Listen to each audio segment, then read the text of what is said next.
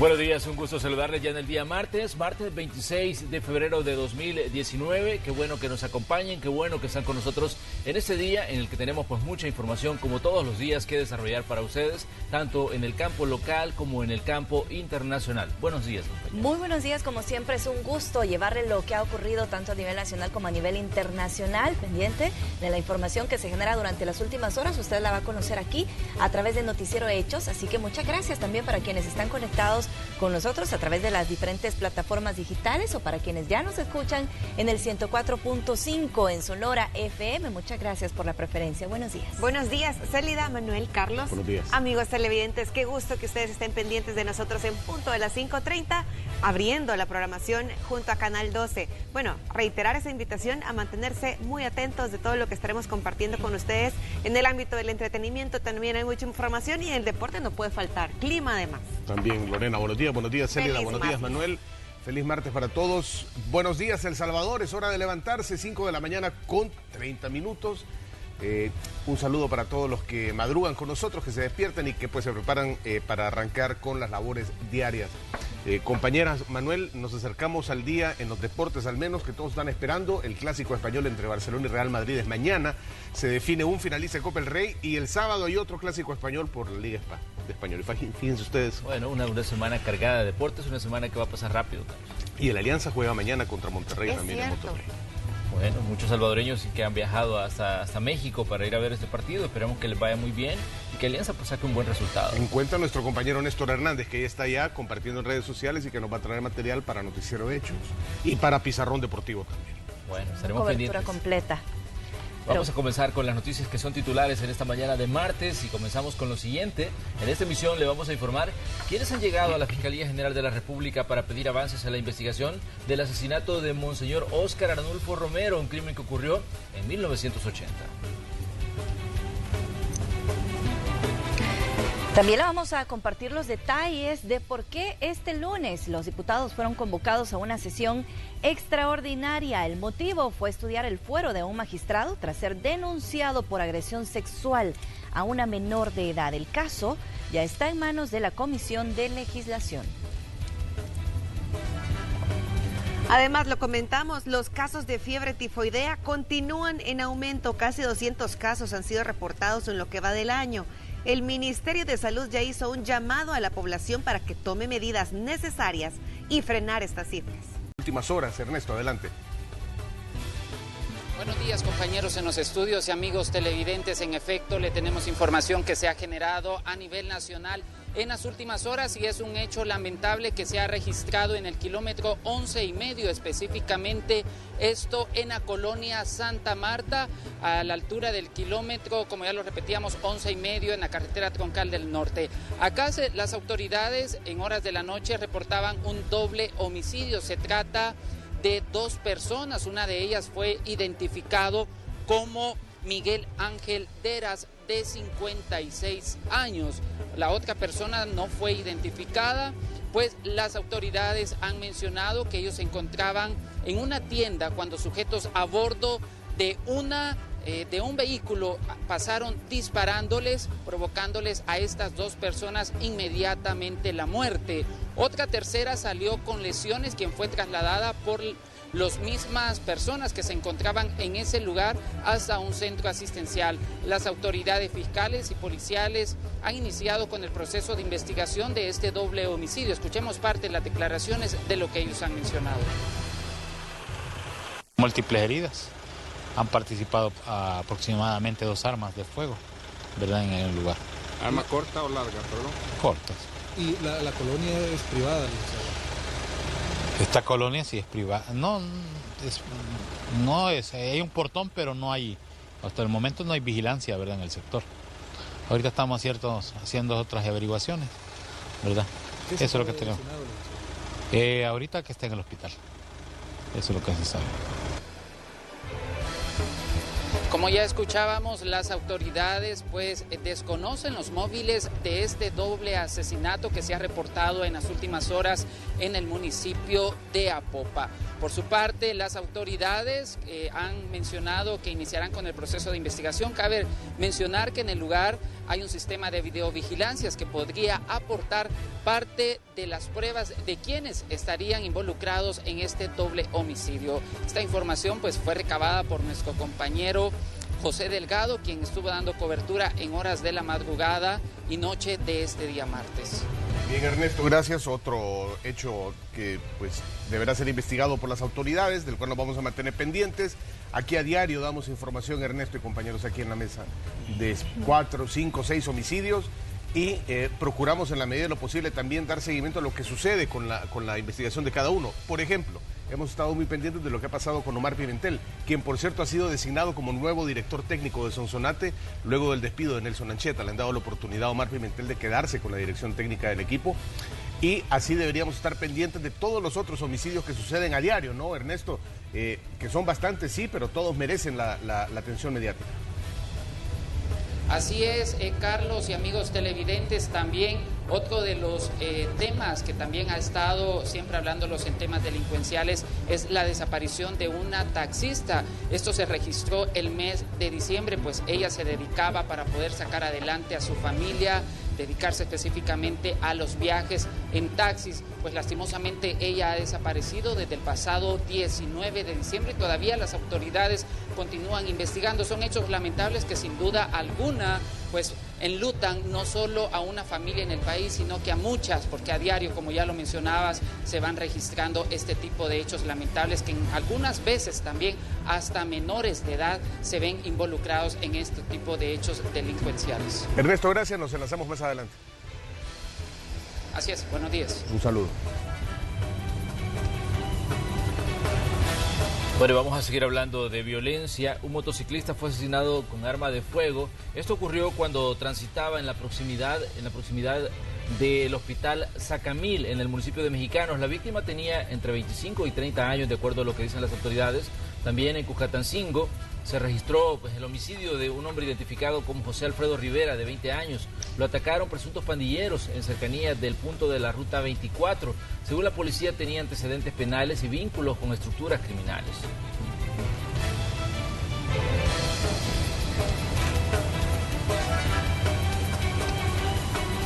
En otros hechos, fiscales de la Unidad de Delitos Relativos al Conflicto Armado llegaron hasta el Juzgado Cuarto de Instrucción para solicitar avances en las investigaciones del asesinato de Monseñor Óscar Romero. En marzo se cumplen ya 39 años de ese crimen. Pero déjenos tranquilos a nosotros, no nos molesten. Ustedes son violentos, ustedes son terroristas. Esto no es justicia. Monseñor Óscar Arnulfo Romero fue asesinado el 24 de marzo de 1980, mientras oficiaba una misa en la capilla del Hospital Divina Providencia. El magnicidio de Monseñor Romero se mantuvo impune por 36 años, hasta que en 2016 fue derogada la ley de amnistía, y esto permitió que se reabrieran casos como el del asesinato de Romero. El principal sospechoso es el capitán Álvaro Rafael Saravia, quien vive en el exterior. El caso tomó fuerza en mayo de 2017, cuando el juez cuarto de instrucción de San Salvador reabrió el caso y meses después giró una orden de captura internacional contra el capitán Saravia. 2 testigos lo incriminan. El capitán Saravia aún se encuentra prófugo de la justicia, pero eso no detendrá la investigación, por lo que este lunes, fiscales de la Unidad de Delitos Relativos al Conflicto Armado llegaron al Juzgado Cuarto de Instrucción para solicitar nuevos avances en el caso. La idea del escrito es darle impulso a la investigación que se está llevando a cabo acá en el tribunal y de hecho se está solicitando la realización de una serie de diligencias con el propósito de esclarecer la participación de esta persona a quien se le está imputando este delito. Fiscal? ¿Qué diligencia? No puedo precisar detalles de las diligencias, solo decir de que sí, efectivamente, son diligencias que van encaminadas a esclarecer la participación de esta persona en los hechos. Pese a que el caso avanza a paso lento, Fiscalía asegura que tienen en la mira a otros implicados en el asesinato del primer santo de El Salvador. Esta es una investigación que se está llevando de forma paralela en nuestra institución, la Fiscalía General de la República, en base al nuevo Código Procesal Penal. De hecho, también se está trabajando en las investigaciones de ese caso. ¿Ya hay nuevos implicados? En eso se está trabajando por el momento. A pocas semanas de la conmemoración de los 39 años de su muerte, cientos de salvadoreños exigen justicia. Con imágenes de Juan Castellanos, Ileana Leiva, Noticiero Hechos. Y también poniendo en contexto esa situación, el 13 de julio de 2016 la Sala de lo Constitucional declaró inconstitucional a la Ley General de Amnistía aprobada el 20 de marzo de 1993. La Sala argumentó que cubrir delitos de lesa humanidad es contrario al derecho de acceso a la justicia y ya han pasado 2 años y no hubo avances. Por ello, la Sala de lo Constitucional dio por incumplida la sentencia y de nueva cuenta ordenó a los diputados promulgar una ley de reconciliación que también contemple mecanismos de reparación a las familias de las víctimas y sobrevivientes. Desde entonces, los legisladores trabajan ya en una comisión integrada por diputados que durante el conflicto armado tuvieron un papel protagónico. Situación que ha criticado bastante organizaciones y que aducen que hay conflictos de intereses. A la fecha límite es el 13 de julio de 2019. Pero, ¿qué es lo que está pasando, Lorena? Definitivamente, ocurrió un suceso importante cuando se declaró inconstitucional la ley de amnistía. Pero ahora lo que diferentes organizaciones especialistas en derechos humanos están diciendo es que los diputados están trabajando en una ley de reconciliación que establecería también una amnistía para delitos cometidos durante la guerra, lo que consideran iría en contra de la resolución de la Sala de lo Constitucional que declaró, inconstitucional la ley de amnistía para que se juzgaran y se abrieran archivos de situaciones que ocurrieron durante el conflicto armado. Entonces, lo que se está diciendo es que los diputados estarían buscando otro mecanismo para proteger a gente que en determinado momento, estuvo involucrado en crímenes de guerra, y ese es el debate que está ocurriendo en este momento, al interior de la Asamblea, porque diferentes entidades han declarado en alerta por esto, que consideran es contrario a todo lo que se ha avanzado en el país y que es necesario que algunos casos se reabran y que se investigue quiénes estarían detrás. Sí, como se dice en buen salvadoreño, y perdón por la expresión, la misma mica con otra cola, ¿verdad? Es lo mismo, pero de otra forma.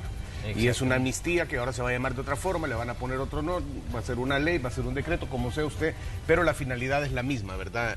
Otorgar algún tipo de protección, convertirse en un escudo, convertirse en una inmunidad a las personas que se vieron involucradas, siempre aduciendo el tema de la reconciliación, de la amnistía, de olvidar, pero entonces se entra en conflicto con aquellas personas que están pidiendo que se haga justicia y que estos delitos, que estos actos no deben quedar sin ser debidamente juzgados y quienes resulten responsables castigados.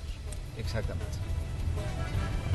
Bueno, también queremos contarle que este día el Instituto de Derechos Humanos de la UCA presentará el Informe de Derechos Humanos 2018. En ese documento se analizan las violaciones a derechos básicos, es decir, homicidios, feminicidios, ejecuciones extrajudiciales, etcétera, los abusos y amenazas contra la vida y la integridad personal y los atentados a los derechos económicos y sociales registrados justamente en el 2018. Asimismo, se realiza una valoración sobre el trabajo del sistema judicial en temas como el testigo criteriado y las medidas extraordinarias de seguridad.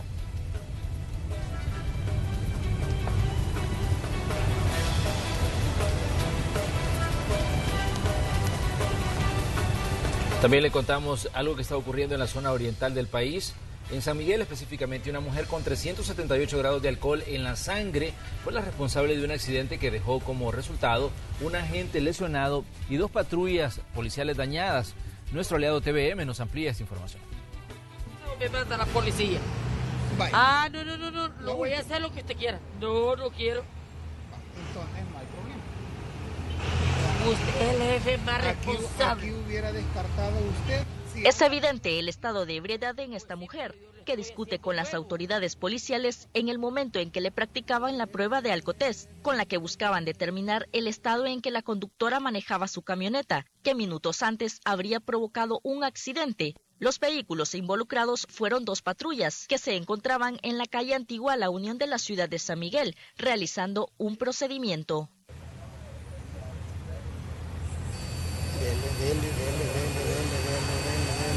Ahí está. Ya vamos a ver. La mujer fue arrestada bajo el delito de conducción peligrosa. La prueba dio positiva a 378 grados de alcohol. Su agresividad dejaba entrever el descontrol que habría provocado el alcohol. En el percance, un agente resultó con lesiones leves. Minutos antes de este accidente, otro conductor irresponsable fue arrestado por haber provocado un percance vial. Estos hechos dejan en evidencia una vez más la mala combinación del alcohol y el volante. De este caso, la mujer pasará las próximas horas en Bartolinas policiales. Con imágenes de Pedro Guardado, informó para Noticiero TVM, Jacqueline Mejía. Bueno, una información que nos hace reflexionar mucho sobre la responsabilidad que nosotros estamos asumiendo cuando tenemos un vehículo a nuestro cargo, ¿verdad? Importante también. Y en otro tema vamos a comentarles que a partir de marzo miles de motociclistas podrán sustituir sus placas provisionales, pero el requisito principal para este proceso es contar con la licencia de conducir. En los últimos años, el parque de motocicletas ha incrementado en más del 50%. La razón redunda en el ahorro de combustible. La gran mayoría circula con placas provisionales, ya que desde el año 2014 la emisión de las placas reglamentarias se estancó por falta de presupuesto. Pero a partir de este 1 de marzo, el Viceministerio de Transporte iniciará el proceso de cambio para más de 177,000 motociclistas, con el fin de controlar la legalidad de los conductores, ya que será obligatorio la aportación de licencia para someterse al trámite. Con el cambio o sustitución de placas provisionales por placas ya definitivas, que son las placas de lámina con sus medidas de seguridad, es que vamos a aprovechar ante la siniestralidad que estamos sufriendo, aprovechamos y vamos a hacer exigible que para que las personas puedan matricular sus motocicletas, refrendar las mismas, será obligatorio que posean licencia de conducir. Los conductores podrán realizar este proceso en el mes que les corresponde refrendar su tarjeta de circulación. Solamente en marzo serán 11,713 motociclistas con placas a sustituir. Los requisitos son los siguientes. Es que posean licencia de conducir, que no posean esquelas pendientes de pago, presentar la tarjeta de circulación de la motocicleta, por supuesto, e identificarse con su documento único de identidad. El costo para refrendar la tarjeta de circulación es de $30.89. Si es una nueva matrícula, será de $48.03. En los casos de conductores que no tengan una licencia de conducir, tendrán que registrarse en los sitios web del VMT o Sertracen. El sistema determinará si el propietario cuenta con el documento. Caso contrario, no podrá seguir con el proceso. Nosotros podríamos proceder incluso legalmente respecto de alguien que meta un dato de una licencia de conducir cuando el titular de la misma diga, no, mire, yo no conduzco esa motocicleta. ¿Cómo se dará cuenta el titular de la misma? En el momento que llegue a refrendar su motocicleta. Los motociclistas se muestran aliviados debido a que durante estos años han sufrido el acoso de la policía de tránsito. Yo prácticamente llevo 3 años refrendando la tarjeta de circulación y hasta ahorita no me han dicho nada de eso, pues, ¿verdad? Y por mí está bien, ya era tiempo que lo hicieran. Tengo 3 años de tenerla y en los 3 años he andado con placa provisional. Claro, porque sí había pagado por esa placa de metal, ¿verdad? Más de 301,000 motocicletas están registradas según datos del Viceministerio de Transporte, pero un buen porcentaje son conducidas por personas que no cuentan con una licencia de conducir y en muchos casos han sido los responsables de percances viales que han dejado saldos fatales. Disminuir la siniestralidad es el objetivo principal de las autoridades ante las estadísticas que se han incrementado en los últimos meses. Con imágenes e informe de Enrique López, Noticiero Hechos. Bien, a eso le vamos a agregar que miembros de Motoclub Street Racers El Salvador presentaron ante la Fiscalía General de la República una denuncia formal para que se investigue a los miembros del Cuerpo de Agentes Metropolitanos de Santa Tecla. Esto luego que la semana pasada un grupo de agentes golpeó sin justa razón, según ellos, a algunos de ellos cuando se encontraban entregando comida a personas que duermen en las calles de ese municipio. Nos atacaron literalmente, golpearon mi vehículo, lo dañaron, golpearon a ella, la hicieron a un lado, estando embarazada y siendo una mujer. Agredieron también a un menor de edad, agredieron más o menos alrededor de 20 personas y me tiraron a mi persona cerca de donde ella estaba, la señorita embarazada, gas pimienta a menos de medio metro de mi persona, obviamente dañándome hasta la fecha, la voz y los ojos en ese momento. Bueno, las condiciones climáticas las vamos a verificar a continuación con Enrique López, quien se ha desplazado hasta el Centro de Monitoreo de Amenazas del Ministerio de Medio Ambiente y Recursos Naturales. David Pichinte es el meteorólogo de turno. Quique, adelante.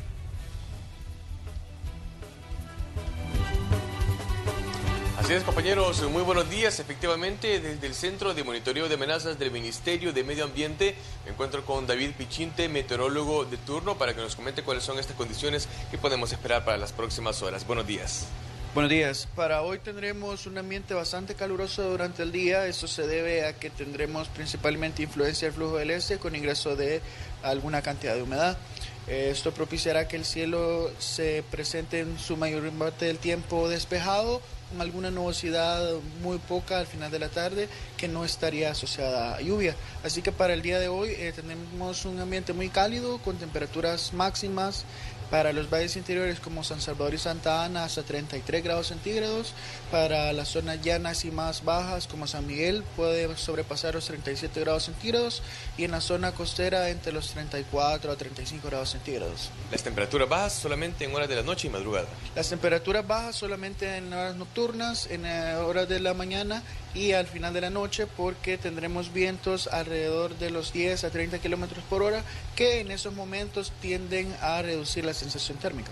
¿Podemos esperar lluvias para los próximos días? Pues en principio no esperamos que haya sistemas que promuevan la lluvia ni para hoy ni para los siguientes días. Sin embargo, siempre hay que estar vigilante porque el tiempo puede cambiar y alguna condición se puede generar que provoque alguna lluvia, pero por el momento estamos previendo que si las condiciones se mantienen como actualmente las estamos viendo, no habría ninguna precipitación para los próximos días. A muchos nos tomó por sorpresa estas lluvias registradas durante el fin de semana. Es importante saber qué fue lo que las ocasionó. Sí, lo que sucedió fue que para que haya lluvias lo que necesitamos es una combinación de humedad, que nosotros tenemos ingreso de humedad desde el Caribe y desde el Pacífico, y además tenemos que tener un sistema que permita que esa humedad ascienda. Estos son sistemas de inestabilidad en la atmósfera o vaguadas, como se conocen comúnmente, que facilitan el ascenso de esa humedad. El fin de semana, el domingo, lo que sucedió es que por el acercamiento de un frente frío al norte del Golfo de México, provocó lo que se llama una vaguada prefrontal que tuvo reflejos en varias capas de la atmósfera y facilitó este ascenso. Un panorama similar no se visualiza por el momento en el mapa. No, por el momento, no, como le decía, no estamos previendo ninguna condición similar para los próximos días, pero siempre es aconsejable estar pendientes de la actualización del pronóstico, porque si las condiciones cambian, entonces nosotros tenemos que hacer lo propio y cambiar también el pronóstico. Muchas gracias, don David Pichinte, por la importante información acerca de las condiciones climáticas que podemos esperar para las próximas horas. Durante el día, pues las altas temperaturas, y siempre en horas de la noche y madrugada las bajas temperaturas.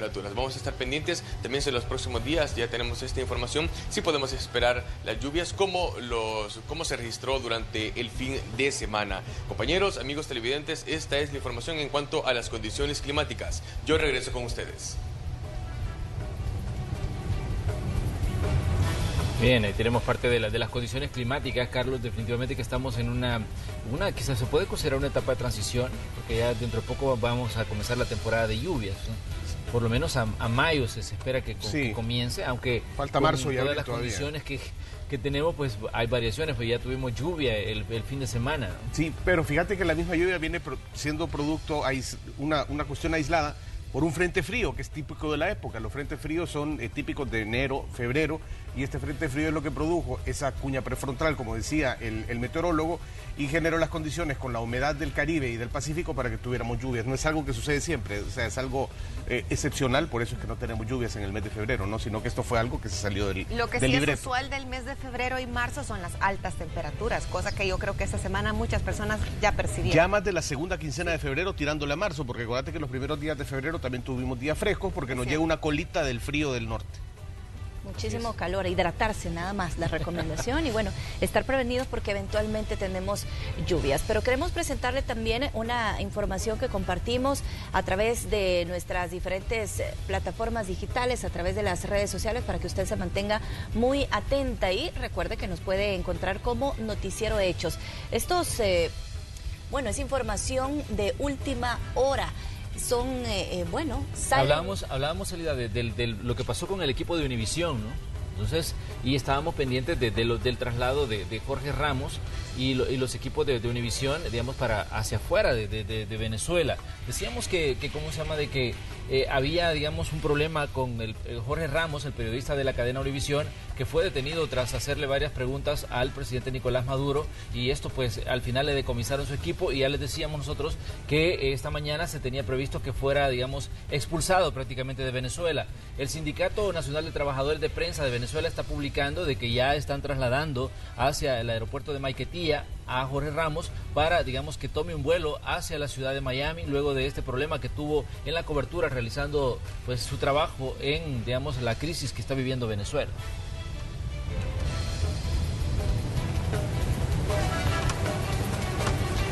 Bueno, momento de hacer una pausa. Nos separamos un instante cuando son las 6, casi 5 de la mañana con 58 minutos. A 2 minutos de las 6 de la mañana nos vamos al corte y regresamos.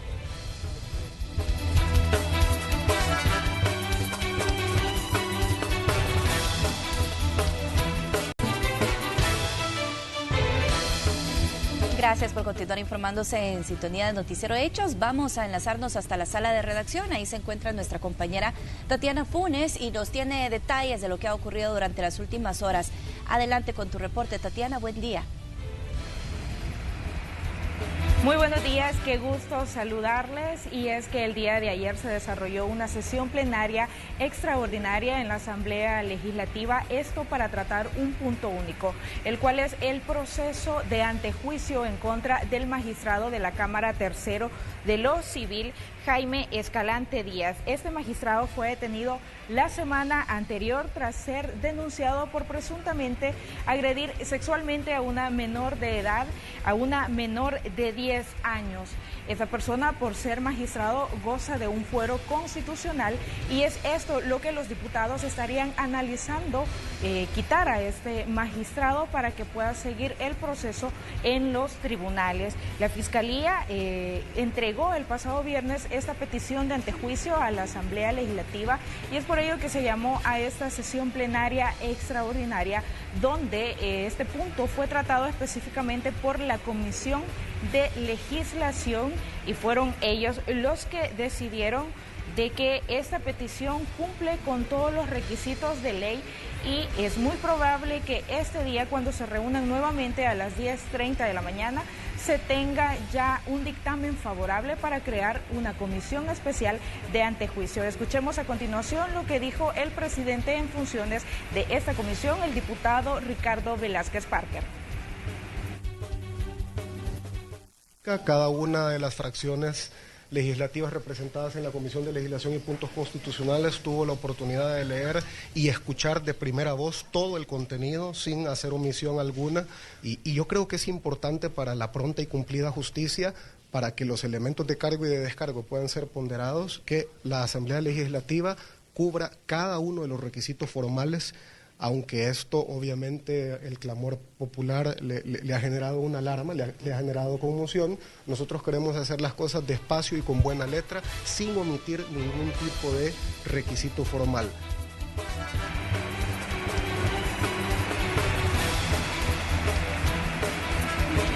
Bueno, pues y la reunión de esa comisión de legislación duró alrededor de 2 horas, y además de decidir o decir que el requerimiento llena todos los requisitos de ley, también acordaron de que este proceso tenga reserva de caso por tratarse de agresiones en contra de una menor de edad. Escuchemos.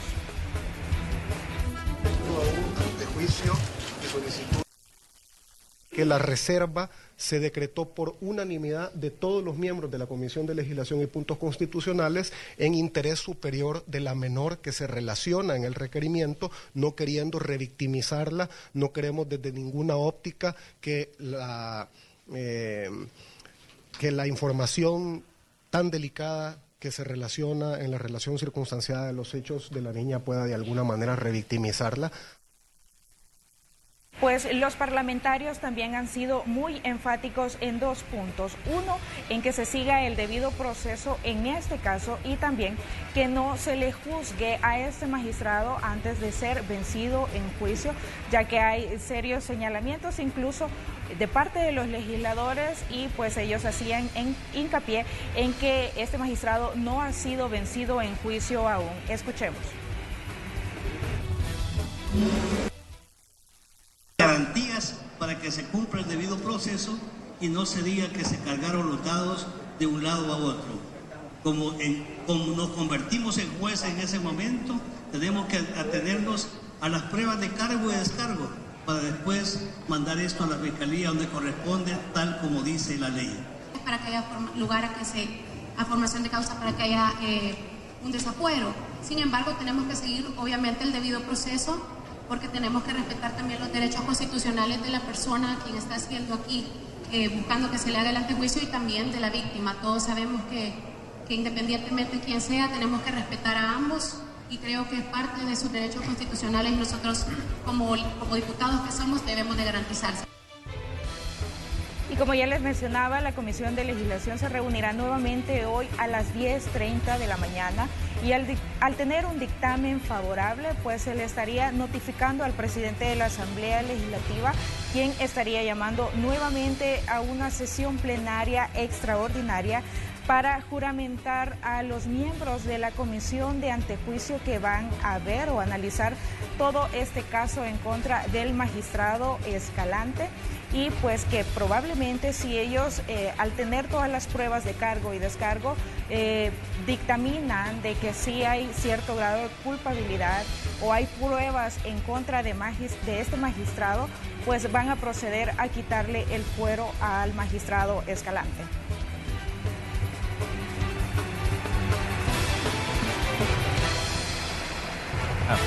Esta decisión que tienen que tomar los diputados respecto a este magistrado de Cámara acusado de abuso sexual.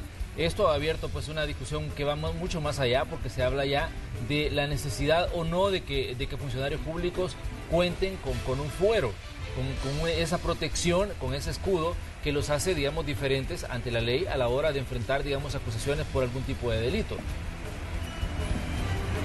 Así es, Manuel. De hecho, hay peticiones de parte de otros grupos parlamentarios de estudiar precisamente esos casos en contra de agresiones de niños, niñas y adolescentes para que prácticamente de manera rápida o expedita se les quite el fuero a aquellos funcionarios públicos que cometan esos delitos en contra de menores de edad.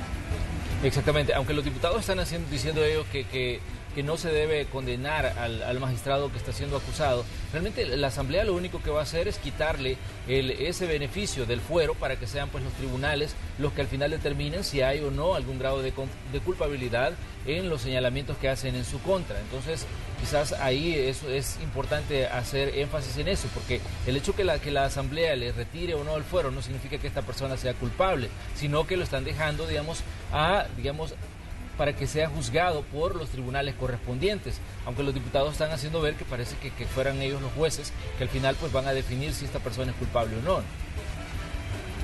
Así es, Manuel, y era lo que hacían hincapié varias fracciones legislativas.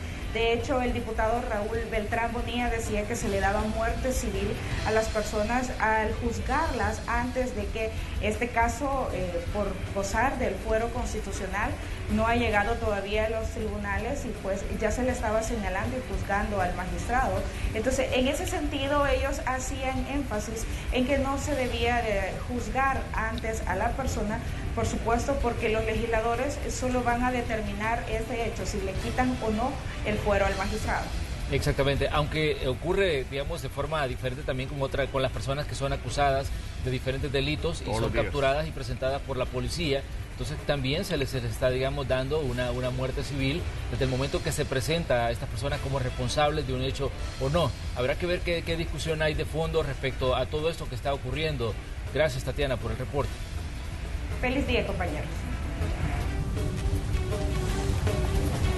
Bien, ahí tenemos parte de lo que ha ocurrido en las últimas horas. Este será un día intenso en la Asamblea Legislativa porque se va a definir qué va a pasar con este caso, ¿no? Y a propósito también de este tema, ya lo estaban conversando con Tatiana, en la Asamblea Legislativa se ha generado esta discusión para hacer una reforma constitucional y quitar el fuero a funcionarios para que sean procesados como cualquier otro ciudadano cuando ellos cometan un delito. La protección del fuero constitucional está en tela de juicio en la Asamblea Legislativa. La fracción del FMLN propuso reformas constitucionales a los artículos 136 y 138 para que los funcionarios no gocen de este beneficio cuando sean acusados de delitos de índole sexual. La iniciativa surge después del señalamiento en contra del magistrado Jaime Escalante por supuesta agresión en contra de una menor de edad. No puede un funcionario en este país ampararse en una prerrogativa que ya existe para no enfrentar un proceso ordinario. ¿Por qué puede hacerlo un juez u otro funcionario y un ciudadano común no puede enfrentar esa situación? Para que dicho funcionario sea procesado ante los tribunales, primero se debe crear una comisión de antejuicio en la Asamblea Legislativa para analizar si se le quita el fuero o no. En esto hay que aclarar de que la Asamblea no es la que determina si es inocente o es culpable, solo da lugar al proceso de antejuicio, se levanta el fuero si las condiciones están dadas, es decir, si tiene suficiente robustez, y será pues la Cámara respectiva o la instancia judicial respectiva la que juzgará si realmente es culpable o no. Sin embargo, algunos legisladores piensan que el fuero constitucional no debería de existir y que cada funcionario debería responder por los delitos que podría haber cometido. Incluso, la diputada Patricia Valdivieso ya presentó una propuesta. Para mí eso debe de ser ya algo, un objetivo de esta legislatura, que los delitos comunes se enfrenten como todas las personas lo debemos enfrentar, de cara a la justicia. Creo que el fuero sí es necesario, pero la interpretación que se le debe de dar es en aquellos casos en los que se busca entorpecer la labor del funcionario. Quizás lo ideal sería eliminar el fuero constitucional para todos los funcionarios que tienen fuero. En la actualidad, para quitar el fuero a funcionarios, se requieren los votos de 43 diputados. Con imágenes de Roberto Martínez, Raúl Hernández, Noticiero Hechos. Bueno, y en otro tema queremos contarle que sesionó por primera vez la comisión especial que indaga la cancelación del Tratado de Libre Comercio entre El Salvador y Taiwán. Veamos lo que ocurrió. Esta comisión investigará supuestas irregularidades por parte del gobierno salvadoreño en la cancelación del Tratado de Libre Comercio con Taiwán. Dicho acuerdo llegará a su fin el próximo 15 de marzo. Los primeros invitados a la comisión serán constitucionalistas, además representantes del gobierno y gremiales empresariales. Se le dio un plazo de 48 horas a Cancillería y al Ministerio de Economía para que envíen todos los documentos oficiales relacionados a Taiwán. Si la decisión que hubo fue constitucional o no, y es por eso que para la próxima semana vamos a mandar a llamar a miembros del Instituto Iberoamericano de Derecho Constitucional, sección El Salvador, y también un par de constitucionalistas que tienen una gran trayectoria en nuestro país, para que vengan a explicar si realmente el procedimiento que ellos hicieron para la denuncia del tratado era legal o debía de haber pasado por la Asamblea Legislativa. A pesar de que forma parte de la comisión, el FMLN cuestiona la viabilidad de la misma, porque las relaciones diplomáticas del país le corresponden estrictamente al gobierno en turno, y que la República Popular de China se ha comprometido a ayudar a los exportadores salvadoreños. Sugiero que revisemos bien cuáles son las competencias constitucionales de la Asamblea respecto a este tema, que es la denuncia de los TLC, que no es potestad de la Asamblea. Aquí no tiene que venir China, con todo respeto, diputado, a aclarar el tema del TLC. Podemos violar un precepto constitucional o un tratado internacional. De estar llamando embajadores, por ejemplo.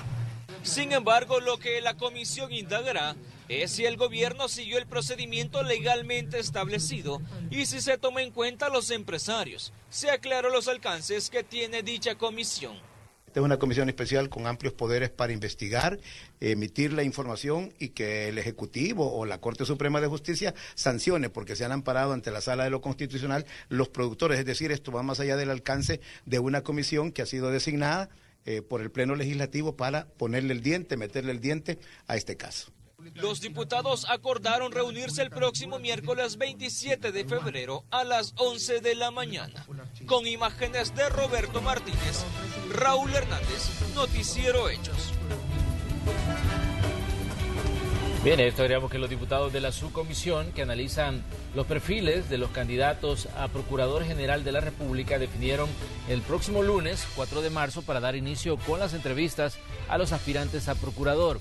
30 abogados se someterán al proceso y aunque no todos han presentado sus atestados completos, el presidente de la subcomisión, el diputado Julio Fabián, aclaró que darán un espacio para que completen todo lo solicitado por los legisladores. Además, la comisión determinó que tanto la actual procuradora como José Cristóbal Reyes, ambos magistrados de la Sala de lo Constitucional, pueden seguir en la contienda y si llegan a ser electos deberán renunciar a su cargo.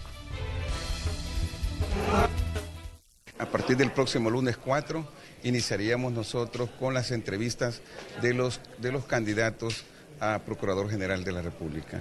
Comenzamos a las 14 horas, a las 2 de la tarde, y vamos a tener durante la semana tres jornadas de trabajo, una día lunes, miércoles y viernes, a manera que en 15 días nosotros estaríamos evacuando, creo yo, si no hay ningún problema, las 30 entrevistas. Bueno, y siempre en actividad que se genera en el primer órgano del Estado, en la Asamblea Legislativa, el diputado del partido Gana, Numan Salgado, presentó propuestas de reformas al sistema de pensiones para, escuche bien, reducir las comisiones que cobran las administradoras de fondos de pensiones o AFPs por la gestión de los ahorros. Se busca reducir del 1.9 al 1.4%, es decir, medio punto porcentual en las comisiones que cobran las empresas y ese dinero que se ha enviado a la cuenta individual de los cotizantes. La propuesta fue presentada después de recibir un informe de la Superintendencia del Sistema Financiero. La comisión de equilibrio a cobrar por las administradoras de fondos de pensiones sería el 1.4, ya que es el punto de referencia, el punto de equilibrio para que las administradoras de fondos de pensiones salgan incluso con ganancia. Por debajo de esto no sería rentable para ellos. Esto es un estudio en base al año 2017. Nosotros hemos hecho nuestros propios estudios y creemos que en base al resultado financiero presentado en 2018, este punto de comisión bajaría al 1.2. Y en otra información generada en el primer órgano del Estado, diputados de los partidos Gana y PCN presentaron una pieza de correspondencia para que los docentes en retiro continúen recibiendo los beneficios de bienestar magisterial y que no sean enviados al Instituto Salvadoreño del Seguro Social. Los legisladores dicen que es una manera de dignificar la labor de los educadores y también esperan el respaldo de los demás grupos parlamentarios.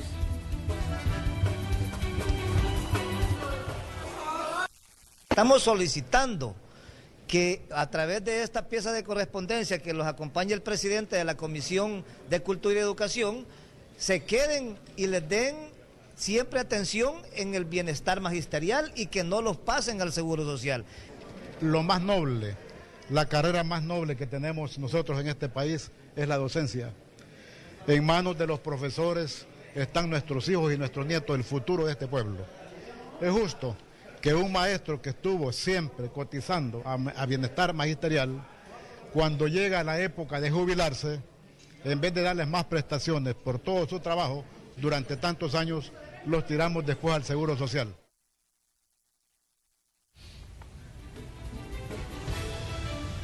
Y en otros temas, el secretario de Comunicaciones de la Presidencia de la República, Roberto Lorenzana, habló del proceso de transición en el que trabajan las instituciones del gobierno para la llegada de las nuevas autoridades a partir del 1 de junio. Explicó la participación de la Corte de Cuentas de la República como institución garante de este proceso. Hemos hecho nuestros instructivos preliminares para el trabajo interno. Prácticamente todas las instituciones, o un 90% de las instituciones hasta la semana pasada, habían ya nombrado sus equipos de transición en todas las instituciones, o sea que eso ya está en proceso, ¿verdad? Y se están elaborando los trabajos para asegurar toda la información que se requiere para esto. Hemos hecho Estamos pendientes también de varias noticias a las que daremos cobertura como Red Salvadoreña de Medios. Le contamos, por ejemplo, que hoy autoridades del Ministerio de Educación, Ciencia y Tecnología estarán realizando el lanzamiento de la Unidad de Atención Psicosocial que conducirá a procesos psicosociales y de prevención de riesgos sociales en el marco de la Política Nacional de Convivencia y Promoción de la Cultura de Paz. Con esta acción se proyecta establecer 12 sedes de atención psicosocial en los departamentos priorizados por el Plan El Salvador Seguro para atender a 540 centros educativos priorizados también.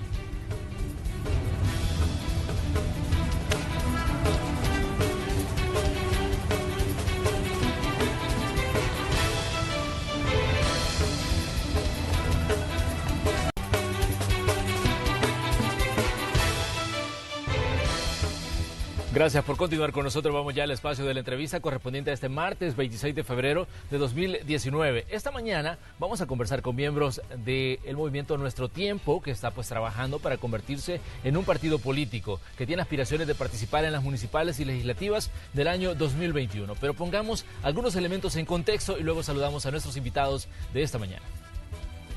Ha pasado casi un mes de celebradas las elecciones presidenciales en las que resultó electo Nayib Armando Bukele, quien compitió bajo la bandera de Ghana en alianza estratégica con Nuevas Ideas y Cambio Democrático.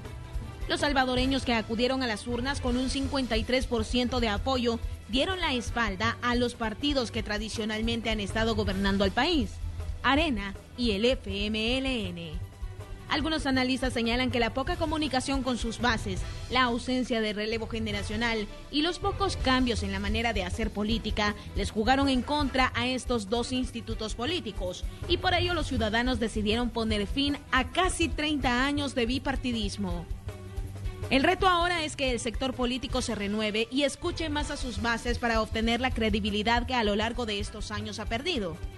Ahora, los ojos están puestos en las elecciones 2021, pues serán clave para que el gobierno central pueda equilibrar fuerzas para la aprobación de leyes y proyectos que deben pasar por el órgano legislativo. Pues muchos señalan que la aritmética legislativa en estos 2 años que restan podría jugarle en contra al nuevo mandatario. Ese año será clave para una renovación no solo al interior de los partidos tradicionales, sino también en la Asamblea Legislativa. En 2021, Nuevas Ideas ya podrá competir como partido político, pero no serán los únicos benjamines. El exdiputado de Arena, Johnny Great Sol, anunció recientemente que en esas elecciones competirá con su propio partido, Nuestro Tiempo, al cual ha denominado la Nueva Derecha. Pero para abordar más a profundidad cómo se encuentra la política salvadoreña y qué ofrecen los nuevos partidos que se preparan para la contienda que se llevará a cabo en 2 años, damos paso a la entrevista de Hechos AM. ¡Comenzamos! Así es, comenzamos y le damos los buenos días a nuestros invitados. Saludamos a Lourdes Argueta, parte del movimiento Nuestro Tiempo. Lourdes, buenos días, bienvenida. Buenos días, Manuel, y muchísimas gracias por el espacio. También saludamos a Johnny Great Sol, quien es parte de Nuestro Tiempo. ¿Qué tal, Manuel? Un gusto estar de nuevo aquí en Hechos con ustedes. Bienvenidos. Nos da gusto recibirlos y queremos conocer cómo está avanzando el proceso de formación de Nuestro Tiempo, cómo va, digamos, ese trabajo que tienen que hacer para cumplir todos los requisitos que exige el Tribunal Supremo Electoral para poder convertirse en partido político. Bueno, efectivamente hay muchos requisitos, hay muchos pasos a seguir. Hemos seguido todos los pasos al pie de la letra como lo establece la ley. Estamos próximos a terminar ese proceso y estamos muy contentos y esperamos que el próximo mes de marzo presentaremos oficialmente pues todo ese esfuerzo que hemos hecho en las calles de nuestro país, en las comunidades de nuestro país, buscando el apoyo que requiere la conformación de un nuevo partido político. Ahora bien, ¿qué les manifiesta a la gente cuando les da, digamos, ese voto de confianza, cuando les da su firma para que nuestro tiempo se convierta en partido, Lourdes? Sí, nosotros, todo, digamos, este proyecto político inició con la razón de ser de empezar a pensar en los ciudadanos y cómo los podíamos nosotros empezar a hacer política de la mano de la ciudadanía. Dentro de este proceso de la recolección de firmas hemos estado en universidades, en el interior del país, en la capital, en las calles, y la gente de alguna u otra forma nos ha validado las razones por las que hemos hecho eso, y es que estamos en un escenario actualmente donde los ciudadanos han perdido la confianza en los partidos políticos, en la política tradicional. Hay un tema muy grande también en la desconfianza de la democracia dentro de nuestro país, y eso nos preocupa muchísimo, porque entendemos que los valores democráticos dentro de un país es lo que nos permite a nosotros poder dialogar, poder debatir, poder tener esta libertad de expresión. Entonces, en ese sentido, esas son, digamos, las cosas que nos están diciendo la gente en el día a día, en estos procesos, y que a nosotros nos valía las razones por las que queremos seguir haciendo este proyecto. Pero ahora bien, ¿cómo valoran ustedes el hecho de, digamos, de lo que ocurrió en las elecciones del pasado 3 de febrero y las oportunidades que se abren para nuevos, digamos, participantes en el espectro político nacional? Porque se considera de que lo que ocurrió el 3 de febrero fue hasta cierto punto un voto de castigo para la forma tradicional de hacer política. Una situación que ya se veía venir de acuerdo a los expertos que analizan, digamos, la situación que ha vivido El Salvador en los últimos tiempos. Pero, ¿qué piensan ustedes? ¿Cómo ven el panorama partiendo de los resultados de esa elección? Y nosotros, de hecho, antes de los resultados, de conocer los resultados de esa elección, habíamos validado, porque ya habíamos comenzado el proceso de recolección de firmas, habíamos validado la necesidad o la urgencia con la cual la ciudadanía pedía nuevas alternativas políticas. Ahora, yo considero que el ser nuevo realmente no tiene mayor valor agregado. Lo importante, porque no se trata de sustituir una cosa con otra cosa que acabe siendo más de lo mismo. Se requiere un cambio fundamental en la forma de hacer política. Y cuando hablamos de hacer política en nuestro país, es como que si estuviésemos diciendo una mala palabra. Política es igual a corrupción, política es igual a abuso de privilegio. Los políticos están blindados ante la justicia. Estas son las percepciones que nosotros verificamos y confirmamos con la ciudadanía y que son válidas y vigentes, y precisamente lo que nosotros queremos cambiar de nuestro país. Creemos que nuestra democracia, como la democracia liberal alrededor del mundo, está en riesgo, y debemos de estar conscientes que si no trabajamos por la democracia, si no trabajamos por el fortalecimiento de nuestras instituciones, podemos echar a perder nuestra propia democracia que tanto nos ha costado. Entonces, el proceso electoral del domingo, como planteaba tu pregunta, sí abre un panorama nuevo, manda un mensaje importante, sobre todo de rechazo. Yo creo que es más fácil que las personas y los ciudadanos sepan o se den cuenta de lo que no quieren antes de establecer qué es lo que queremos. Es más fácil decir, bueno, yo ya estoy cansado de los mismos de siempre, ya estoy cansado de la corrupción, yo voy a votar en contra de eso. Pero, ¿qué queremos como ciudadanos? ¿Qué queremos como salvadoreños? Ahí es donde entramos nosotros. Nosotros queremos hacer una propuesta diferente y queremos dignificar la política, porque queremos que la política es servicio. ¿Qué piensan ustedes cuando se dice que nuestro tiempo puede ser una opción que ocupe parte del espacio, digamos, que ha estado ocupando el Partido Arena en los últimos años? Creo que algo que nos tenemos que acordar, y regresando un poquito al contexto de lo que vimos en las elecciones pasadas del 3 de febrero, casi el 50% de la población que estaba en toda su capacidad para ir a votar y que estaba dentro del padrón electoral, no por alguna u otra razón se quedó en la casa, ¿verdad? Y no fue a votar. Ahí es donde eso a nosotros nos confirma de que casi un 50% de la población todavía está, por alguna otra razón, tiene toda esta desconfianza en torno a probablemente procesos electorales o los mismos partidos políticos o la forma de hacer política o posiblemente los candidatos que están. Entonces, para nosotros ha presentado una oportunidad que nosotros realmente le queremos dar representatividad a esas personas. Queremos que las personas no queremos nosotros hacer la política con ellos, queremos que ellos se acerquen a nosotros, que sean parte de esta propuesta, que sean parte de este proyecto y que nos ayuden a nosotros a entender y a conocer las necesidades, porque no es lo mismo hablar de la necesidad en el oriente del país, hablarla en la zona central, ¿verdad? Incluso eso cambia por municipios, incluso hasta por comunidades. En ese sentido, sí queremos invitar a todos los ciudadanos a que se acerquen a nosotros, a que nos comenten, a que hablen con nosotros para que nosotros podamos realmente hacer política de la mano con ellos. Si puedo agregar una cosa más. Claro. En relación a tu pregunta, porque nosotros creo que como salvadoreños hemos estado acostumbrados a un esquema de izquierdas y derechas. Muchos le llaman un bipartidismo de facto, aunque este ha sido un sistema multipartidario, pero donde únicamente dos actores grandes accedían al poder por los últimos 30 años y eso cambió repentinamente hace un par de semanas. El escenario claramente ha cambiado, pero no venimos nosotros ni pretendemos sustituir o desplazar, como se ha dicho, en convertirnos en una nueva derecha y desplazar o canibalizar a Arena. No se trata de eso. De hecho, a mi juicio, Arena y el Frente actualmente tienen un reto enorme de recomponerse, de reformarse, de reintegrarse, porque la responsabilidad que tienen por los próximos 2 años, dada la correlación dentro de la Asamblea Legislativa, de ser una oposición política, porque por primera vez en 30 años los dos fueron enviados a la oposición política, es un trabajo y una tarea imprescindible en una democracia.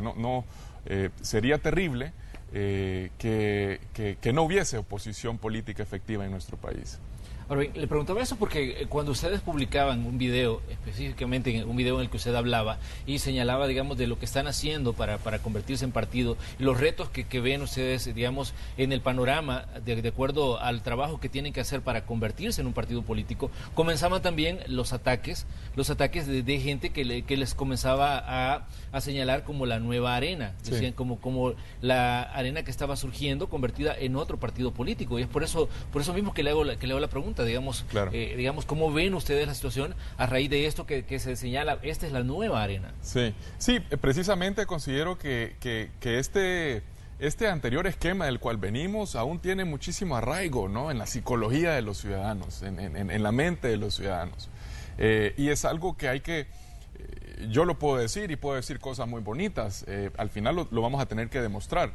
Lo vamos a tener que demostrar con acciones que estamos dispuestos a hacer las cosas diferentes.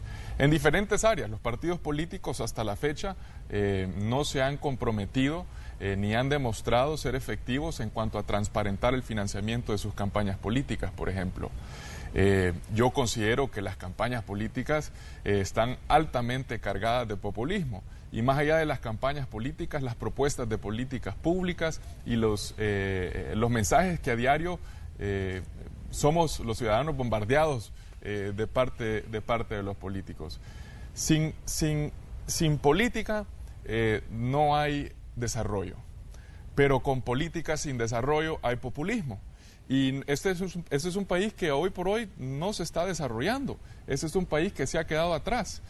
Por tanto, el deber que tenemos como ciudadanos es de involucrarnos en política, indudablemente. Pero, ¿qué pasaría, digamos, si en determinado momento gente que estuvo o que está ligada a Arena empiezan a buscar a nuestro tiempo para buscar integrarse, digamos, como parte de las opciones que puedan ustedes ofrecer en determinado momento en una elección? Sí, bueno, existen diferentes posibilidades en cuanto a intereses y personas que quieran o ven los partidos políticos puramente como un vehículo para participar en la cosa pública, para acceder a una función pública. Pero los partidos políticos son más que esos. Nosotros siempre decimos que planteamos y queremos ser un partido incluyente, es decir, un partido donde cabemos todos. Pero a pesar de eso somos un partido exigente. Exigente en cuanto a principios democráticos, exigente en cuanto a Estado de Derecho y respeto de la ley. Yo creo que a veces cuando se han dado casos de corrupción, los partidos rápidamente llegan a la conclusión de que la corrupción es individual, ¿no? Y que el individuo que cometió el acto es el que tiene o recae sobre esa persona exclusivamente la responsabilidad. Y nosotros consideramos que cuando suceden actos de corrupción hay una responsabilidad compartida entre el partido y el individuo que comete el acto de corrupción.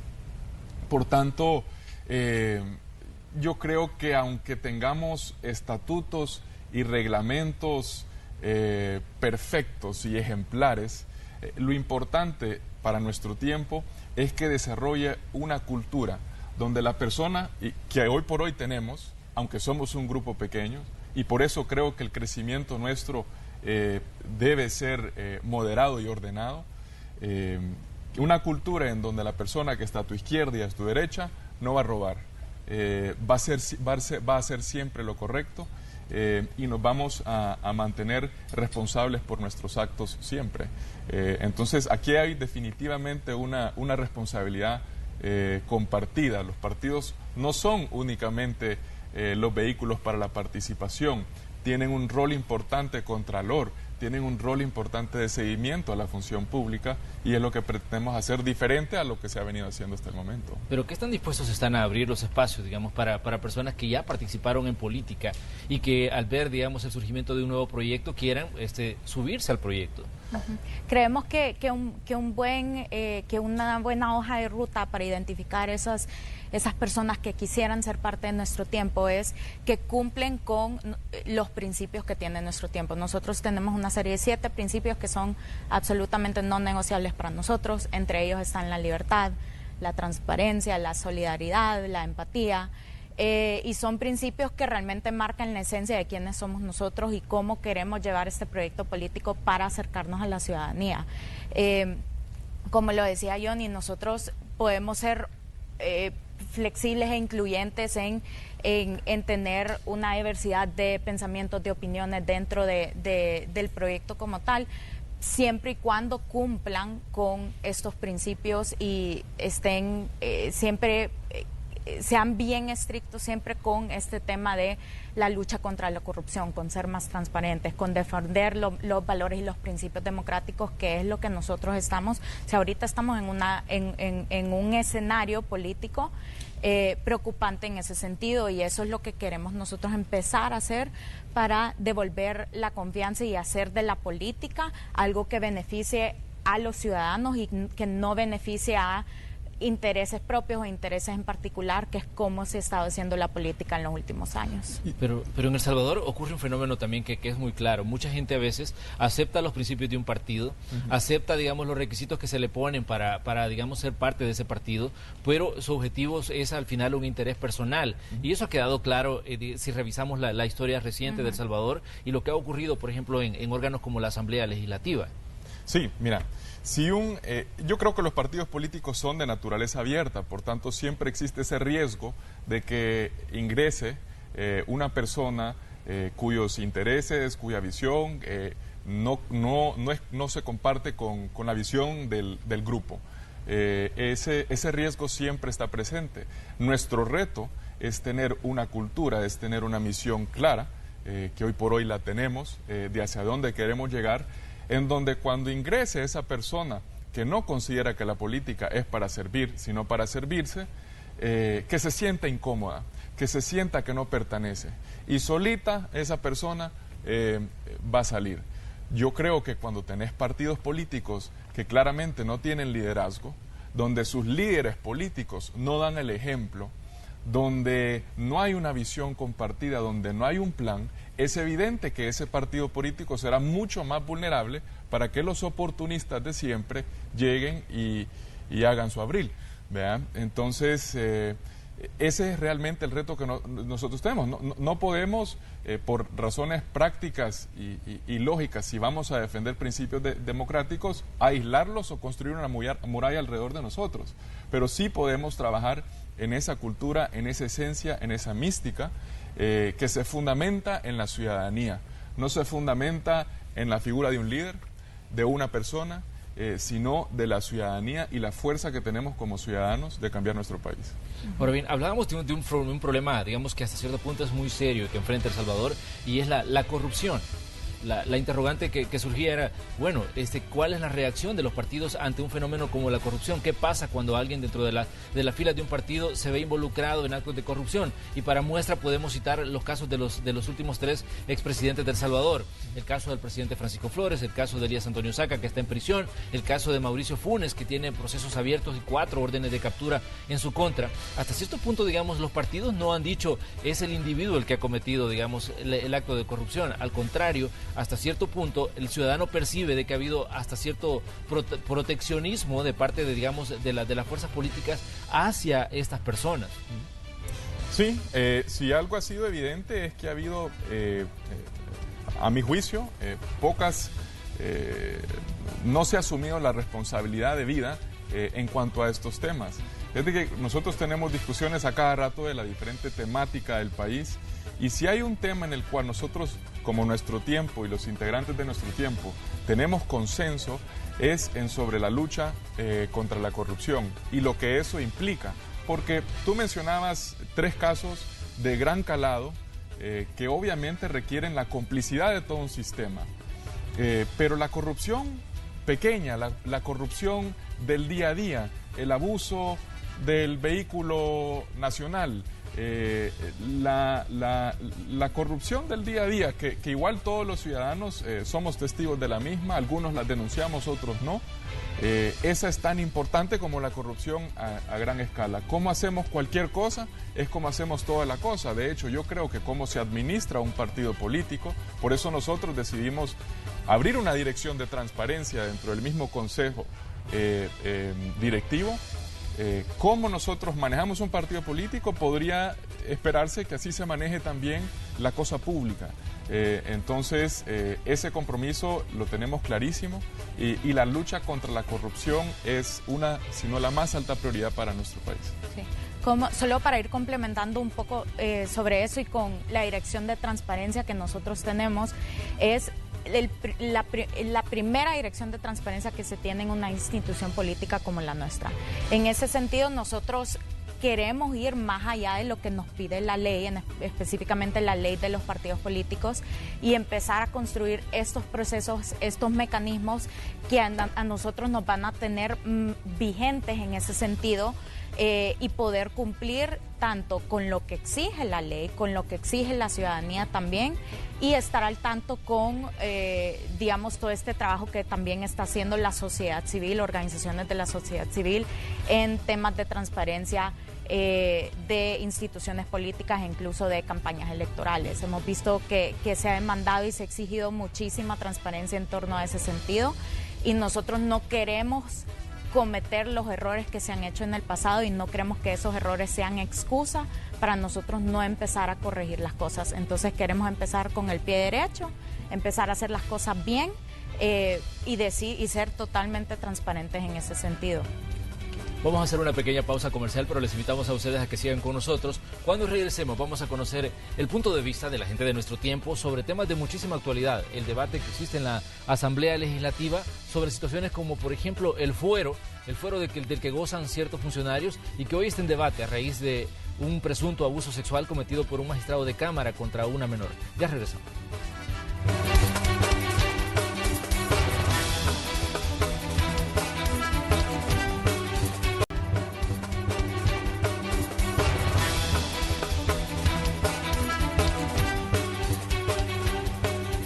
Esta mañana en el espacio de la entrevista de Hechos AM conversamos con miembros de Nuestro Tiempo, este movimiento que está tratando de cumplir lo antes posible los requisitos que exige el Tribunal Supremo Electoral para convertirse en partido político y poder participar en las municipales y legislativas que van a tener lugar en el año 2021. Hay elementos importantes en el debate, ya les adelantábamos que en la Asamblea Legislativa se ha comenzado a analizar qué va a pasar con el tema del fuero. Algunos partidos están pidiendo que se elimine para cuando se cometa ciertos delitos, y otros legisladores están diciendo que se debe eliminar para todo funcionario y ante cualquier tipo de delito. Vamos a conocer, digamos, qué piensa, en este caso, nuestros invitados, Lourdes Argueta y Johnny Gray Sol, miembros de Nuestro Tiempo, sobre este tema que está en debate. Johnny, creo que ha sido un tema, digamos, que se ha venido chineando en las legislaturas, y ahora ha llegado a un punto de rebalse en el que ya se está analizando quitar este beneficio que está comprendido en la Constitución. ¿Qué piensan ustedes de lo que está pasando con el tema del fuero?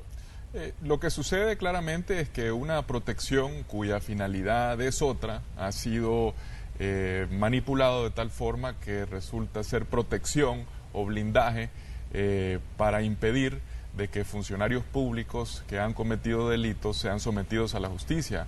Nosotros creemos y respetamos el debido proceso judicial, pero consideramos que, y dado el caso que está en coyuntura, ¿no?, y que ha elevado a nivel de debate nacional este tema, es que el magistrado al cual la Fiscalía presenta cargos en su contra debe de ser sometido a la justicia, y eso no debe de estar sujeto a un debate a la Asamblea Legislativa, o la posibilidad de que se someta a la justicia tampoco debe estar sujeta a una mayoría de votos o no tenerla en la Asamblea Legislativa. Entonces yo creo que hay que verlo desde la óptica ciudadana, que es lo que más me preocupa a mí. ¿Qué pensarán los ciudadanos cuando ven, o algún ciudadano que haya cometido un delito, que haya sido castigado por la justicia, que haya sido sometido y acabado en la cárcel? ¿Cómo verá cuando un líder o cuando un funcionario público goza, como lo planteabas tú, de este privilegio? El fuero no es un privilegio, es una herramienta que se planteaba en la Constitución para hacer la labor de funcionario público y poder tener la capacidad de hacer denuncias sin consecuencias, pero se ha abusado. Entonces la pregunta es si ha abusado a tal grado de que es algo que no se puede gestionar y conviene más eliminarlo completamente. ¿Qué piensa Lourdes cuando hay un debate respecto, digamos, que parece más engorroso de lo normal, que parece que se le da largas y largas y largas a los temas, y, por ejemplo, la situación de las víctimas? El ciudadano se pregunta, ¿qué está pasando con los derechos, sobre todo en este caso, de la niña que presuntamente fue abusada por este funcionario? Sí, yo de veras lamento la situación y en el caso que se está dando, que se está viendo y que se está hablando muchísimo dentro de la coyuntura. Realmente esos casos creería yo que no deberían de pasar por ninguna razón, por ningún motivo, y mucho menos por un funcionario público. En ese caso estoy de acuerdo que los procesos, al fin y al cabo, para eso existen los procesos judiciales, y creo que debería de darse a conocer este debido proceso de la manera más justa, de la manera más transparente, y pues los resultados dirán, ¿verdad?, si al final pues es culpable o no. Pero en ese sentido nosotros sí creemos y defendemos totalmente los derechos de las mujeres y de las niñas. Creemos que son un sector de la población que definitivamente trae mucho desarrollo, que pueden haber muchos liderazgos en ese sentido, y nos preocupa también porque estamos hablando de la salud de la población de nuestro país, ¿verdad? Entonces creo que en ese sentido es muy preocupante y por eso lo lamentamos también. ¿Pero qué piensa Johnny respecto a que el debate si se quita para unos delitos o, digamos, se quita para todos los funcionarios en ejercicio, y que ya no exista esto como privilegio o como protección para digamos, para ciertos cargos? Yo creo que si evidentemente se está usando como una protección para no someter a funcionarios públicos nuevamente a la justicia de manera pronta y debida, y todo lo contrario se está utilizando de manera contraria a los intereses de la ciudadanía, que es algo que debería considerarse eliminar completamente. Pero nuevamente, o sea, esa no es su razón de ser, ¿verdad? Y lo que ha sucedido, como ha sucedido en otros temas que tienen que ver con abuso de privilegio, es que se ha ido socavando la confianza ciudadana en lo público. La impunidad, ¿verdad?, que yo diría es el tema central alrededor de este debate, y su efecto negativo a la confianza de los ciudadanos en las instituciones, en la justicia, en la democracia en sí mismo. Nuestro país, en un sondeo de Latinobarómetro, salió que somos el país que mayor porcentaje de personas están dispuestas a aceptar un régimen autoritario por encima de un democrático, porque para muchos, incluidos muchos que están en mi generación, la democracia no ha producido los mejores resultados en cuanto a desarrollo de un país. Eso es altamente preocupante, porque la historia nos dice que la democracia es la mejor forma de gobierno que tenemos. Y también hemos vivido y venimos de una historia de tiranías y autoritarismos que yo quisiera jamás se repitieran en nuestro país. Pero es algo que se puede repetir. Entonces, si la ciudadanía ve que desde lo público hay abuso a tal grado de que cuando se cometen delitos tan graves como el que estamos conociendo, que evidentemente nadie ha sido condenado, pero también hay una enorme urgencia de que este individuo se someta a la justicia lo antes posible, y hay una víctima de por medio, como ya mencionaba Lourdes, que es lo más lamentable de todo.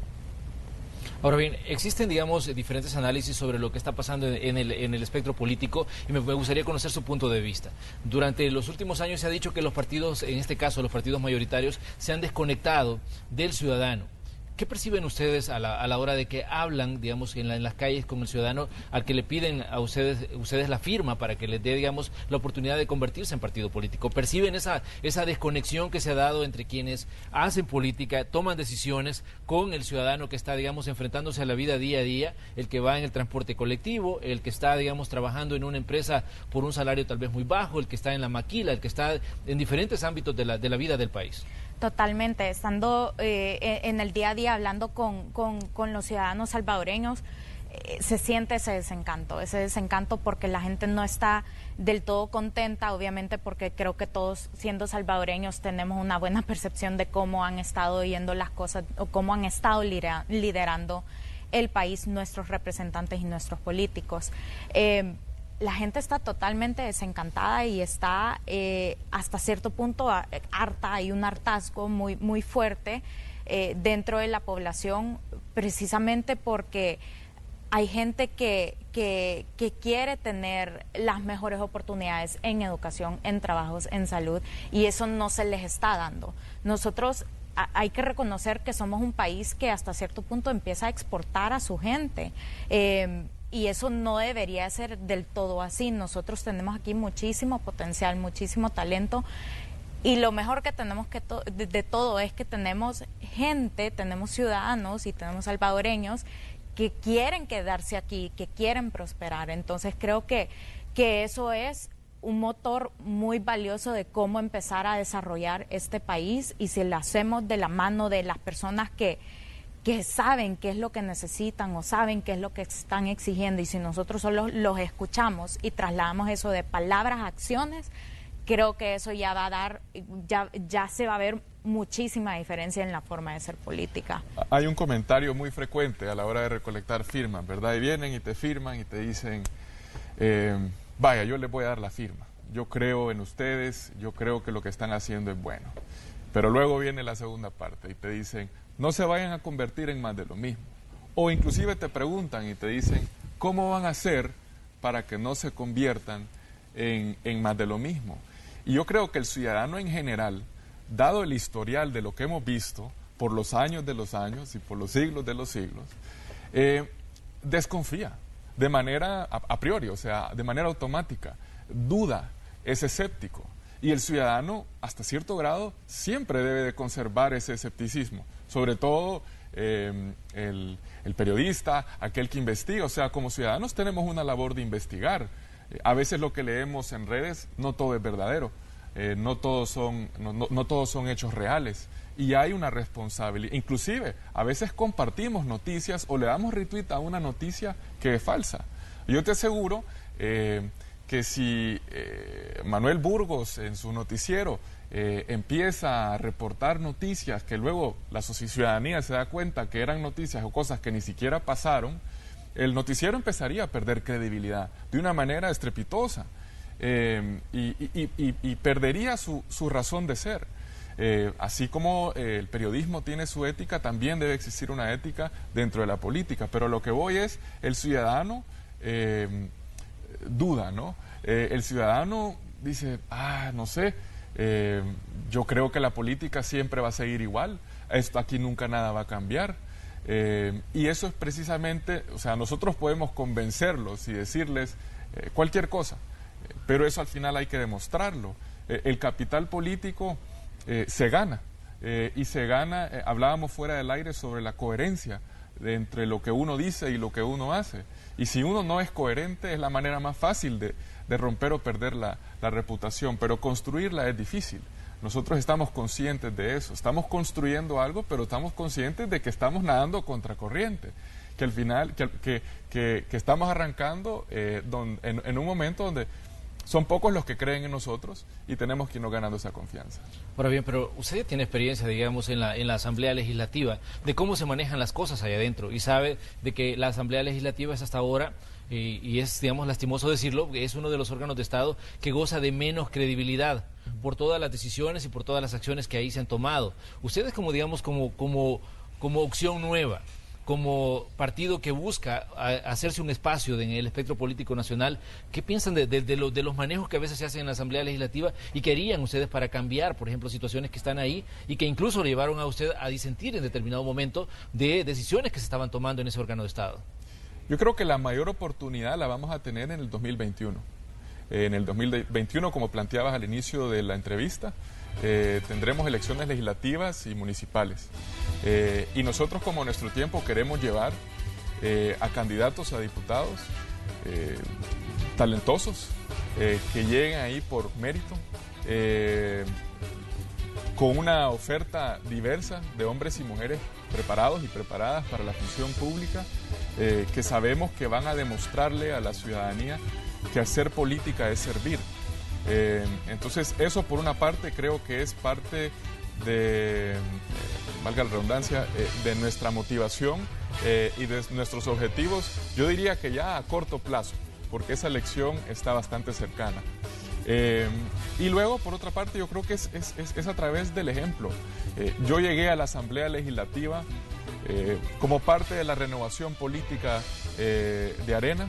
Llegué creyendo ingenuamente que de alguna manera merecía respeto porque no traía la cola pateada, me había formado profesionalmente, creía que estaba preparado para la función a la que iba a ejercer, y rápidamente me di cuenta de que yo no gozaba de ninguna credibilidad, que yo la tenía que demostrar. Y considero que en el trabajo del día a día, en las posturas que sostuve defendiendo lo que creía correcto y lo que creía era por el bien común de las personas, eso me fue generando a mí un capital político importante, pero fue difícil construirlo. Implicaba nadar contracorriente a veces, implicaba separarme del voto de bloque de partido y defender mi postura. Implicaba disentir y señalar cuando las cosas no están bien.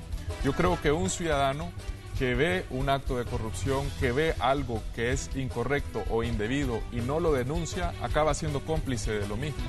Entonces, cuando yo notaba irregularidad o no tenía claro que una decisión para una elección de un funcionario de segundo grado no había sido transparente, no había sido de cara a la población, había un reparto de cuota o una negociación oscura, pues lo denuncié y mi voto correspondió a esa denuncia. Entonces, esas actitudes en una democracia son necesarias y ojalá se vayan replicando más. ¿Cuál consideran ustedes debe ser la relación de los partidos políticos, en este caso con el Ejecutivo?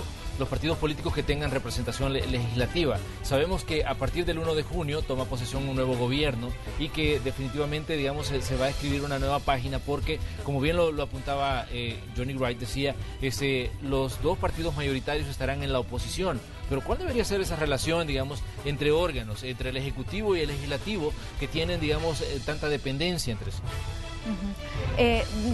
Sí, definitivamente tiene que haber cierta fluidez entre estos dos órganos. Al final vivimos en una república y los tres órganos, los tres poderes existen porque son totalmente independientes el uno con el otro, pero también tienen que tener esa habilidad de poder funcionar juntos y actuar para el bien de la ciudadanía. Creo que esa es la gran meta y lo que estamos viendo. No debería haber algún tipo de discordia entre los órganos, sino que todo lo contrario. Y queremos que se tomen las decisiones a base de el beneficio para el país y estamos hablando un beneficio a largo plazo también, porque aquí mucho ha sido la tendencia que se proponen propuestas, valga la redundancia, o se proponen ciertas iniciativas o programas, pero siempre al corto plazo. O entra un nuevo gobierno y se descartan las cosas buenas que se han hecho en el pasado.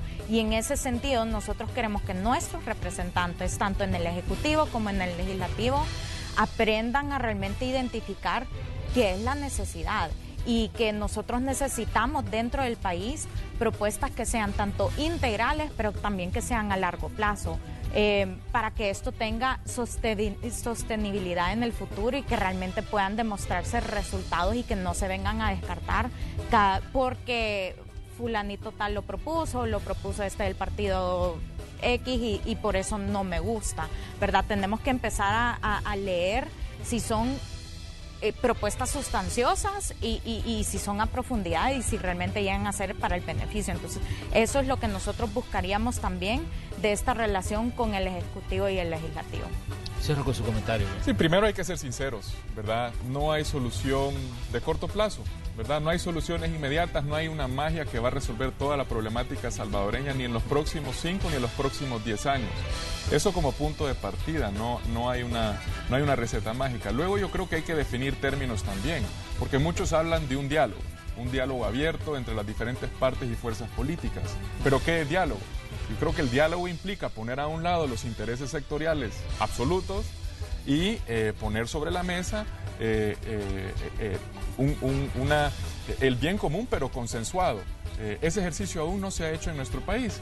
Entonces lo que tenés es disparates populistas, diría yo. Cada quien propone y cada quien propone para ver quién da más y quién queda mejor con el pueblo. En el fondo se requiere sinceridad, se requiere seriedad. Y que ese diálogo sea deliberado, sea eficaz y sea transparente y de cara a la población. Bien, les queremos agradecer esta mañana por haber estado con nosotros. Definitivamente estamos dándole seguimiento a lo que está ocurriendo con nuestro tiempo. Esperamos tenerlos pronto ya como partido político y que puedan venir también a conversar con nosotros sobre los planteamientos que van, digamos, de cara a los procesos electorales que vienen. Perfecto, muchísimas gracias, Manuel, y gracias a Hechos por este espacio. Un gusto haber compartido con ustedes. Apreciamos siempre la invitación a este canal y a este noticiero y nuevamente felicitamos y reconocemos la labor periodística tan importante para una democracia como la nuestra que hacen aquí. Muchas gracias, esperamos tenerlos pronto, ya digamos hablando de lo que van a hacer este proceso electoral, lo que va a ser este proceso electoral de 2021. Vamos a una pausa y regresamos con más de Noticiero Hechos.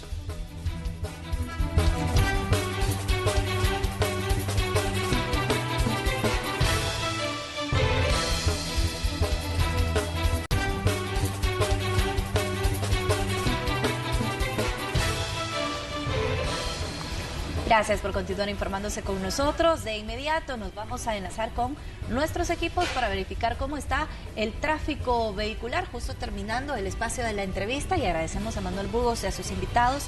Estuvo muy interesante la temática abordada esta mañana y bueno, como les decía, vamos a enlazarnos con nuestros equipos para verificar cómo están las diferentes arterias, sobre todo para usted que está todavía pendiente de salir de casa y ver qué ruta va a tomar. Exactamente, saludamos ya a nuestros compañeros de la Fuerza Informativa de RSM, Julio Guevara desde Carretera Panamericana, Ernesto Cornejo, Redondel El Torogoz, esto cerca de la Universidad del Salvador, y también a Igmar Batres, que está en un punto específico de nuestra capital.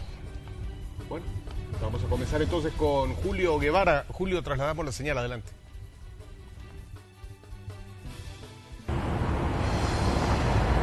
Hola compañeros, los saludo desde la carretera Panamericana, que en el tramo que conduce de Santa Ana a Chalchuap específicamente. Lo que estamos apreciando es la carga vehicular horrible. ¿Por qué razón nos hemos venido para acá?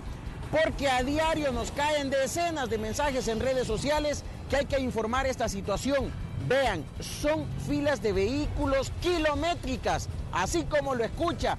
Los pobres automovilistas que transitan a diario aquí, en realidad hasta cana les podrían salir porque un estrés que se está viviendo como no tienen idea. Vean, al fondo observan una fila de vehículos, son todos los automovilistas que salen de Ciudad Real y buscan incorporarse a la carretera Panamericana. Llega un momento en el que los automovilistas les toca salirse de la vía por la misma situación. Ahora bien, elevemos el dron, por favor, Veamos imágenes desde lo alto para que usted tenga una idea de la situación que se aprecia en este momento. Imagínense, según las autoridades, los trabajos acá en la carretera panamericana, en el tramo antes mencionado, van a durar aproximadamente cerca de un año. La situación está terrible. Los automovilistas aseguran que el dinamismo, que la estrategia que se está impulsando para regular la carga vehicular está fallando. ¿Por qué razón? Se está manejando 10 minutos para los automovilistas que van hacia la zona de San Salvador, luego 10 minutos para los que se conducen a la zona de Occidente. ¿Qué quiere decir? Que usted aproximadamente 10 minutos los pasa detenidos acá en cualquiera de los dos tramos. Esta situación viene a complicar aún más lo que se está experimentando. Les insisto, es considerable la cantidad de mensajes que están llegando a redes sociales donde se les solicita a las autoridades del Ministerio de Obras Públicas que cambie, que agilice la dinámica para el tránsito vehicular acá todos los días. Vean, son las 10 de la mañana, 11 de la mañana y la situación acá es horrible en realidad. No crea que esas filas que usted está apreciando se están generando solo en las famosas horas pico. No, nada que ver, la situación está complicadísima. Es el diario vivir que tienen que experimentar miles de automovilistas que de la zona occidental se conducen sobre todo a la zona de Santa Ana y San Salvador. Algunos automovilistas, vea usted, vea esa fila. Miren estos señores, les ha tocado salirse de los carriles y van en el sentido contrario. En sentido contrario van manejando en este momento y es lo que se está experimentando a cada segundo, por decirlo así. Vean, peligroso hasta cierto punto. ¿Y presencia policial? No hay nadie que guíe el ingreso de automóviles acá en este tramo. Solo hay gestores del BMT, pero en la zona de Ciudad Real específicamente. Así que, compañeros, es el enlace que tenemos, el panorama complicado en realidad.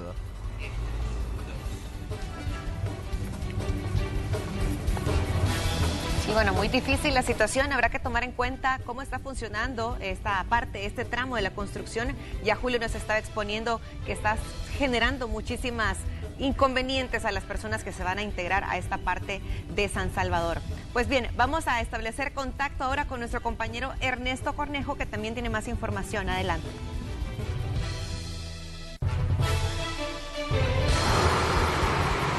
Un placer saludarlos, compañeros en los estudios, amigos televidentes de Noticiero Hechos. A esta hora de la mañana vamos a revisar cómo se encuentra la situación en materia de tráfico vehicular. Nosotros nos encontramos ubicados en las inmediaciones del Redondel Torogós, esto acá en la calle San Antonio Abad en San Salvador. Como usted puede observar, a esta hora de la mañana, esta es la situación que va a encontrar si van a transitar en los próximos minutos por estas inmediaciones. Lo que usted está viendo es todos los automovilistas que vienen de la 39 Avenida Norte y se van a incorporar algunos a las inmediaciones de la colonia San Luis o a la Gabriela Mistral. Ahí es donde se encuentra complicado la situación en materia de tráfico, y es que cabe recordar que por acá se encuentran hospitales, de igual manera centros comerciales y también la Universidad Nacional. Vamos a revisar aquellos que vienen de la zona de la prolongación de la Universidad Nacional a la calle San Antonio Abad y las inmediaciones de este lugar. El tráfico se ha tornado fluido, pero al llegar a este lugar ya se complica aún más la zona. Cabe mencionar que en lo que hemos logrado estar en este lugar no se ha observado gestores del tráfico, ni mucho menos autoridades de la policía de tránsito que puedan ayudar a descongestionar esta arteria a esta hora de la mañana, y por supuesto en otras que de igual manera se encuentran en las cercanías de este lugar. Por supuesto, más adelante les estaremos ampliando más información en materia de tráfico vehicular. Regreso a la señal desde la colonia y la calle San Antonio Abad hasta los estudios principales. Ernesto, muchas gracias por compartirnos el reporte de tráfico fluido, al menos en ese punto, en las cercanías de la Universidad Nacional. Y también estamos al pendiente de algunas de las noticias a las que daremos cobertura como Red Salvadoreña de Medios. Es por eso que nos enlazamos con Ingmar Batres, que nos tiene un adelanto. Adelante, Ingmar, te escuchamos. Buenos días, gracias por estar en sintonía con nosotros. Estamos en la colonia Escalón, precisamente en Catholic Relief Services. ¿Qué estamos haciendo acá? Bueno, esta institución dará a conocer el apoyo que darán a las familias que fueron afectados por la sequía el año pasado. Recordemos que a mediados precisamente de 2018 ocurrió una sequía, sobre todo en la zona oriental de El Salvador, y varias personas pues perdieron a su cosecha. Catholic Relief Services también forma parte de la Alianza Cacao, y al menos el 20% de la plantación de cacao en el país se perdió. Así que, por supuesto, veremos qué van a hacer con esas familias y cuáles van a ser los planes de contingencia. ¿Por qué? Porque el Ministerio de Medio Ambiente no ha descartado que al inicio de la estación lluviosa el país se vea afectado por el fenómeno del Niño. Por supuesto, le estaremos ampliando esta y otras informaciones en la siguiente emisión de Noticiero Hechos. Muchas gracias, Sigmar. Vamos a estar pendientes de este informe, que por cierto tiene relación con el clima, que es el tema que nos ocupa en estos momentos. Muchísimo calor, decíamos, durante las últimas horas, pero también de forma muy extraña hay lluvias aisladas. Vamos con Carlos Artiga, que nos tiene más detalles de lo que podamos esperar para este día. Que es una organización médico-humanitaria internacional. Ellos están actualmente ofreciendo atención a poblaciones en situación precaria, víctimas de catástrofes o conflictos armados. Pero desde el año 2018 en nuestro país atienden a personas con dificultades para poder acceder a los servicios de salud. Veamos por qué razón en el reportaje que nos ha preparado nuestro compañero el periodista Enrique López.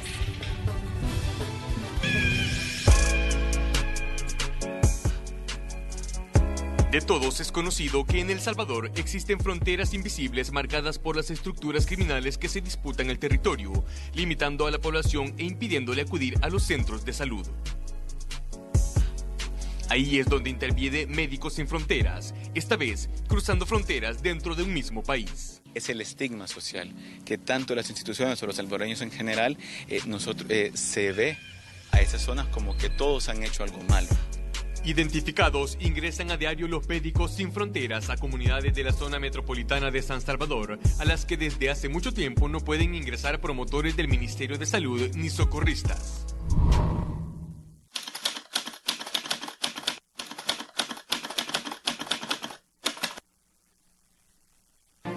Los más afectados con esta problemática son los jóvenes y las personas adultos mayores, ya que a menos de 1 kilómetro de distancia está ubicada una unidad de salud comunitaria, pero no pueden hacer uso de estos beneficios. Cruzar esta línea podría poner en riesgo sus vidas. Ya la mayoría de los pacientes crónicos que encontramos en ese momento, que no tenían control, que no estaban controlados, pues los estabilizamos dentro de la brigada y posteriormente le damos su referencia para primero o segundo nivel de atención.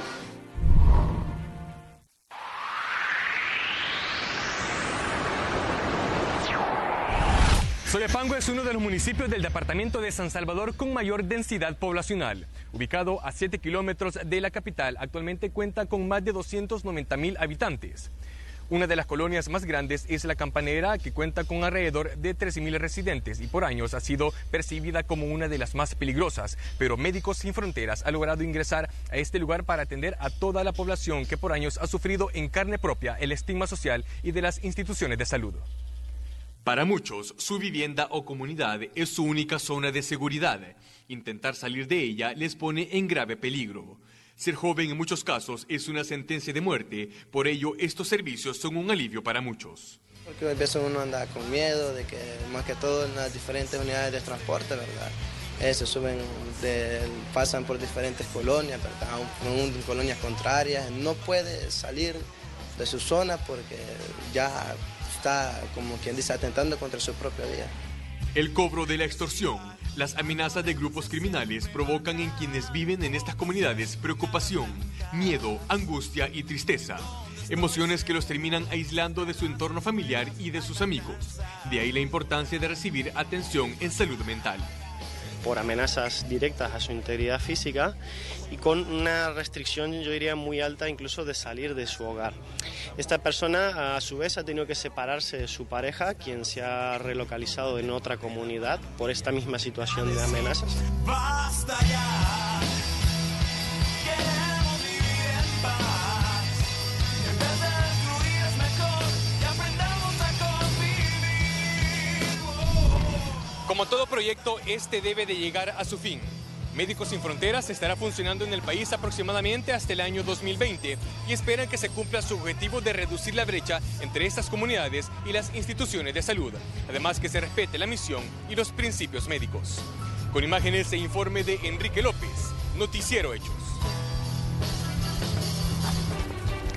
Bueno, agradecemos a Enrique López que nos compartía la situación, la labor de Médicos Sin Fronteras y cómo están haciendo un gran esfuerzo y un gran trabajo por unir a unas comunidades con los servicios de salud, pues no han contado con ellos durante mucho tiempo. Sí, vamos a estar pendientes. Lo que sucede, él mencionaba que este proyecto llega hasta el año 2020. Esperemos que puedan aprovechar al máximo este tiempo donde ellos están poniendo de su disposición y donando también de este tiempo y de ayuda profesional a las personas que así lo necesitan mucho.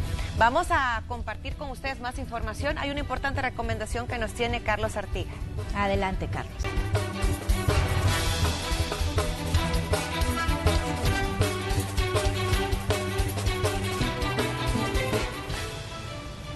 Vamos a continuar, vamos a hablar ahora de temas de salud. Así es, bueno, queremos contarle que casos de fiebre tifoidea siguen en aumento en el país, una situación que mantiene en alerta al sistema de salud. Veamos más en la siguiente nota. Estamos en epidemia. Es la preocupación que mantienen los médicos ante el incremento de los casos de la fiebre tifoidea en el país. Según el Ministerio de Salud, a la fecha ya se han registrado al menos 197 casos, de los cuales en su mayoría los pacientes son del departamento de San Salvador y La Libertad. Los casos no son muy comunes que se registren en los primeros meses del año, a juicio del especialista Iván Lozano, quien señala cuáles son los factores. Habría que investigar dónde puede ser, qué es lo que está contaminado. Vea, si no son el agua, vea, como fuente de que estemos adquiriendo, el agua que nosotros estemos consumiendo, vea, no sea potable, vea. Y otros factores que debería investigar el Ministerio de Salud y darnos a conocer por qué, cuál es la hipótesis que ellos puedan tener en relación, por qué hoy desde enero estamos viendo ese incremento de casos. No tratarse a tiempo esta enfermedad puede llevar al paciente a tener consecuencias graves, incluso hasta causarle la muerte.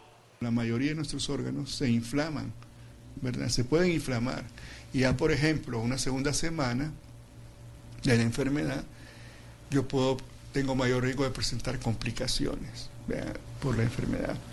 Se me puede inflamar el hígado y el vaso, que se me crezca. Se me puede inflamar los riñones y darme lo que llamamos nefritis. Se me puede inflamar el corazón y darme una miocarditis, los músculos del corazón se inflaman.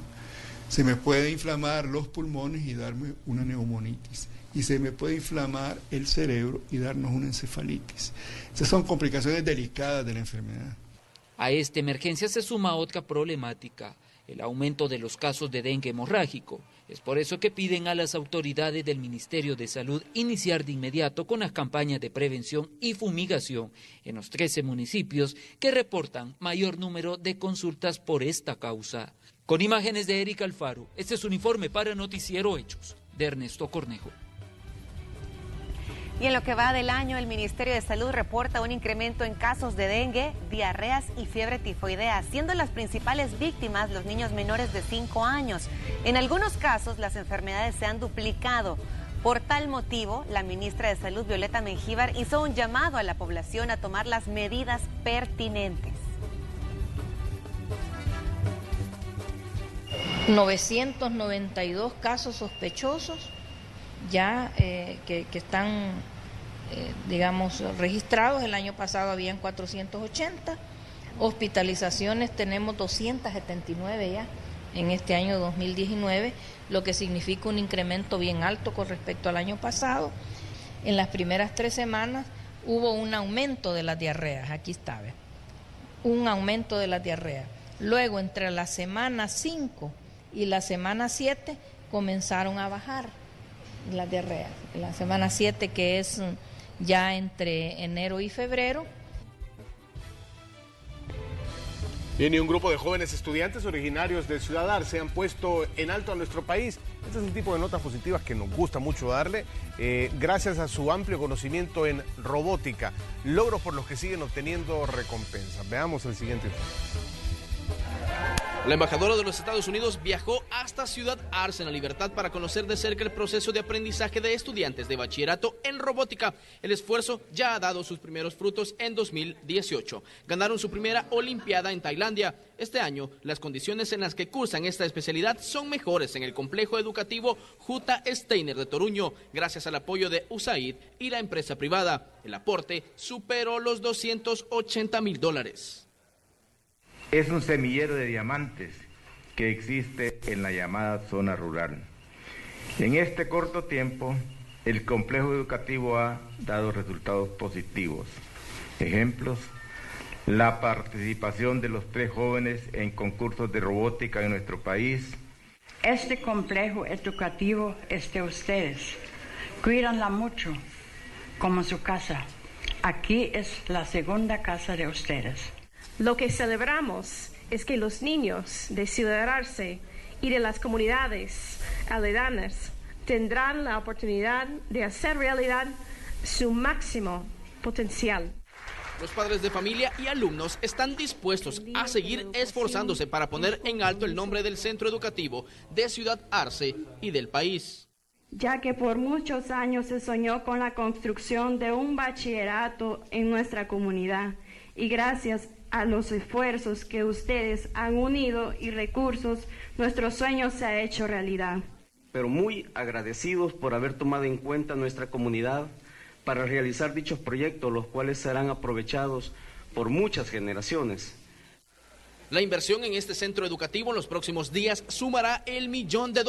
Aún falta mucho trabajo por hacer para garantizar que las nuevas generaciones sigan incursionando con éxito en nuevas carreras de hoy y del futuro. Con imágenes de Ricardo Tobar, Inmar Batres, Noticiero Hechos.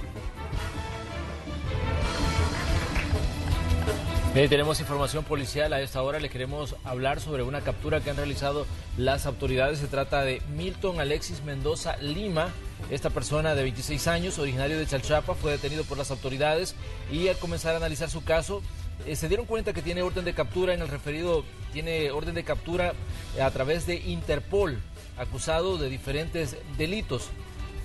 Cuando se procedió a la identificación de este individuo, manifestó ser de la República, ser salvadoreño, pero es perteneciente a la Mara 18, por lo que se procedió a solicitar solvencia internacional a la Interpol, quienes manifestaron que tiene orden de captura en el referido país. Esta persona fue detenida ayer a las 9 horas, a las 21 horas, es decir, 9 de la noche, sobre la 10ª Avenida y 13 Calle, en la colonia Atlántida, zona 18. Esto ocurrió en Guatemala. Es una persona, digamos, que tiene orden de captura a través de la Interpol. Ahí tenemos esta persona que es parte de estructuras criminales, de acuerdo a los datos que se han proporcionado.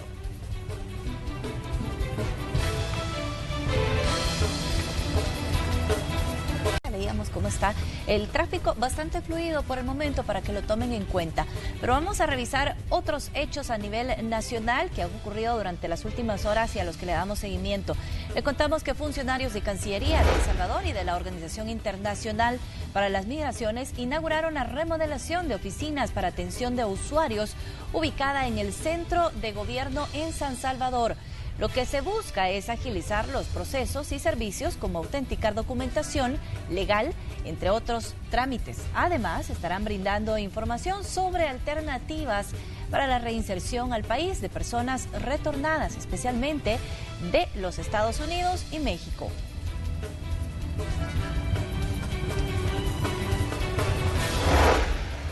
También les contamos que el Sindicato de Empleados del Seguro Social denunció que el contrato colectivo de trabajo se está negociando bajo términos donde sus demandas no están plasmadas. Piden a la Dirección General que los empleados aglutinados a esa organización y que la modificación no excluyan a los no afiliados al STIS. Además, están pidiendo que se forme una comisión que le garantice sus derechos sindicales. Además, les comentamos que ex empleados de la fábrica Brooklyn se concentraron frente al Ministerio de Trabajo para exigir una indemnización igualitaria para los más de 1.200 despedidos del pasado viernes 15 de febrero. Los afectados responsabilizan al Sindicato de Trabajadores de la empresa por el cierre. Ambas partes fueron recibidas por las autoridades en el Ministerio de Trabajo.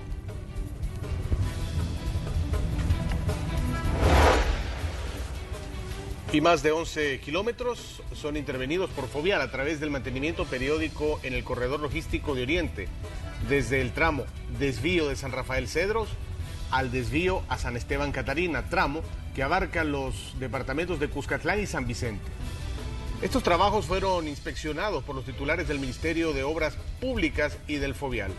Esta importante vía beneficia a más de 6.000 usuarios que utilizan la zona y presenta un avance del 15%.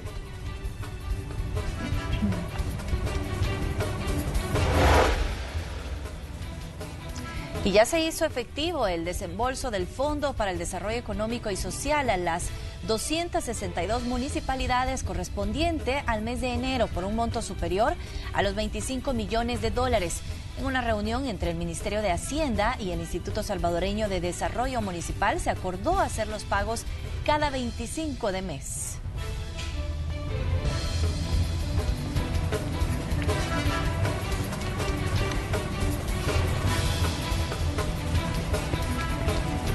Bueno, tenemos información de carácter internacional, información que está en desarrollo.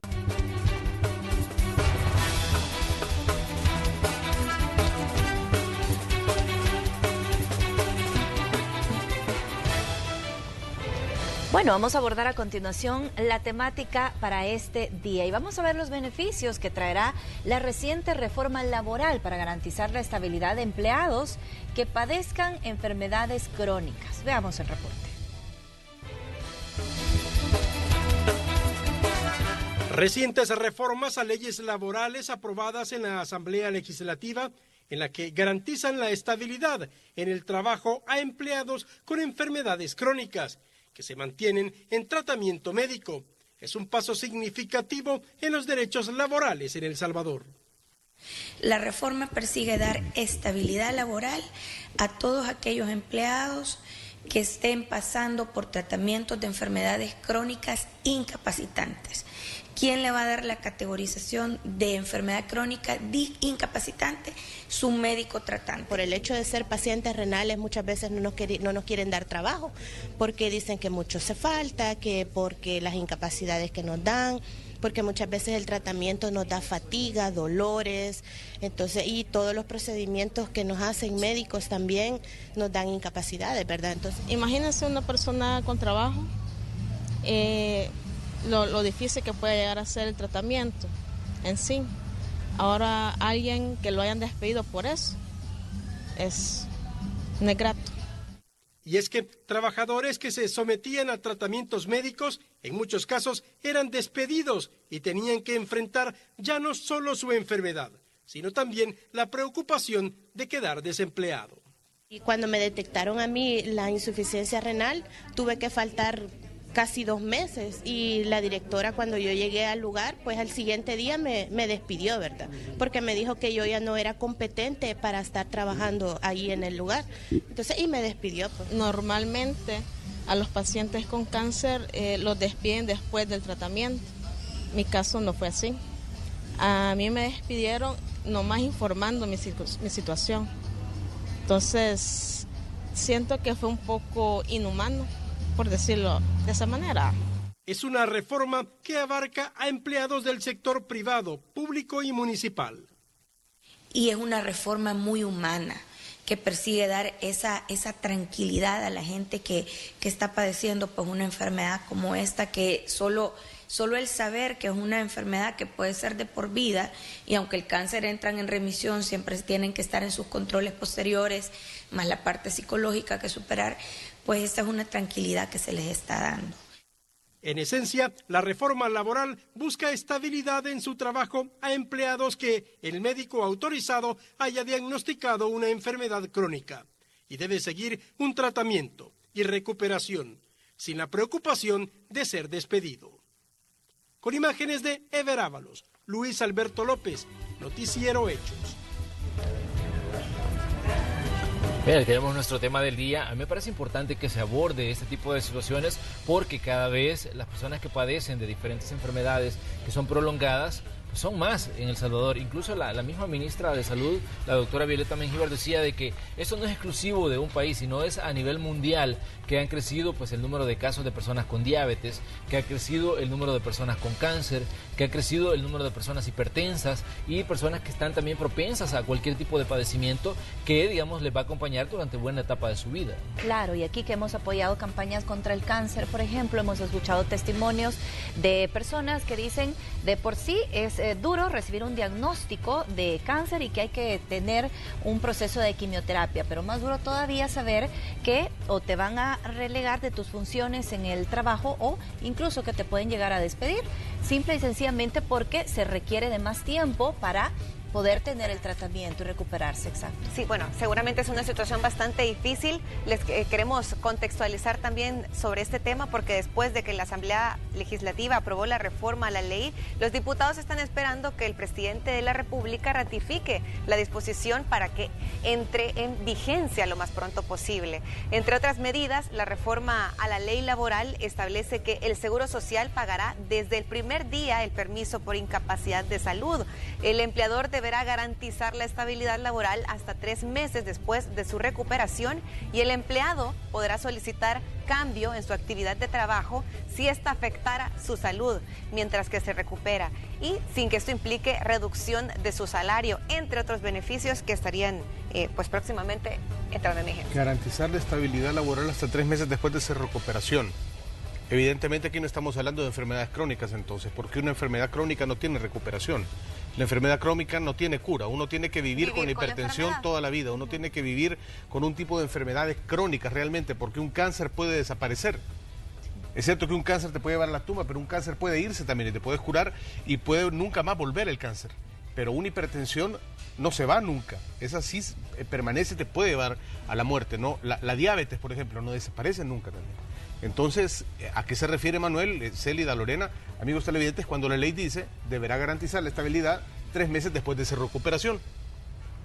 A lo mejor quizás cuando habla de etapas críticas, ¿no? Cuando una persona entra en una crisis, producto de la enfermedad que padece, seguramente tiene que recuperarse, digamos, salir de la crisis y garantizarle 3 meses de estabilidad. Sí, no dice de curarse, ¿verdad? Sí, dice de recuperarse. Recuperarse, entonces quizás esto depende, digamos, de la forma en que se interprete. ¿Y cómo se redacta? Habrá que ver también, digamos, cómo la presidencia de la República reacciona también ante este tipo de reformas que han aprobado los diputados.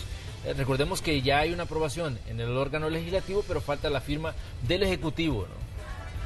Sí, y hace falta ver también cómo se va a aplicar, ¿verdad? Ya en el ejercicio de la práctica. Así que bueno, esperemos que sea una buena noticia para todas estas ¿Y cómo lo toma que ya tienen un padecimiento? El sector empleador, ¿no? Claro. Bueno, con esta importante temática vamos a hacer una breve pausa comercial. Le invitamos a que se mantenga pendiente de la señal de Canal 12.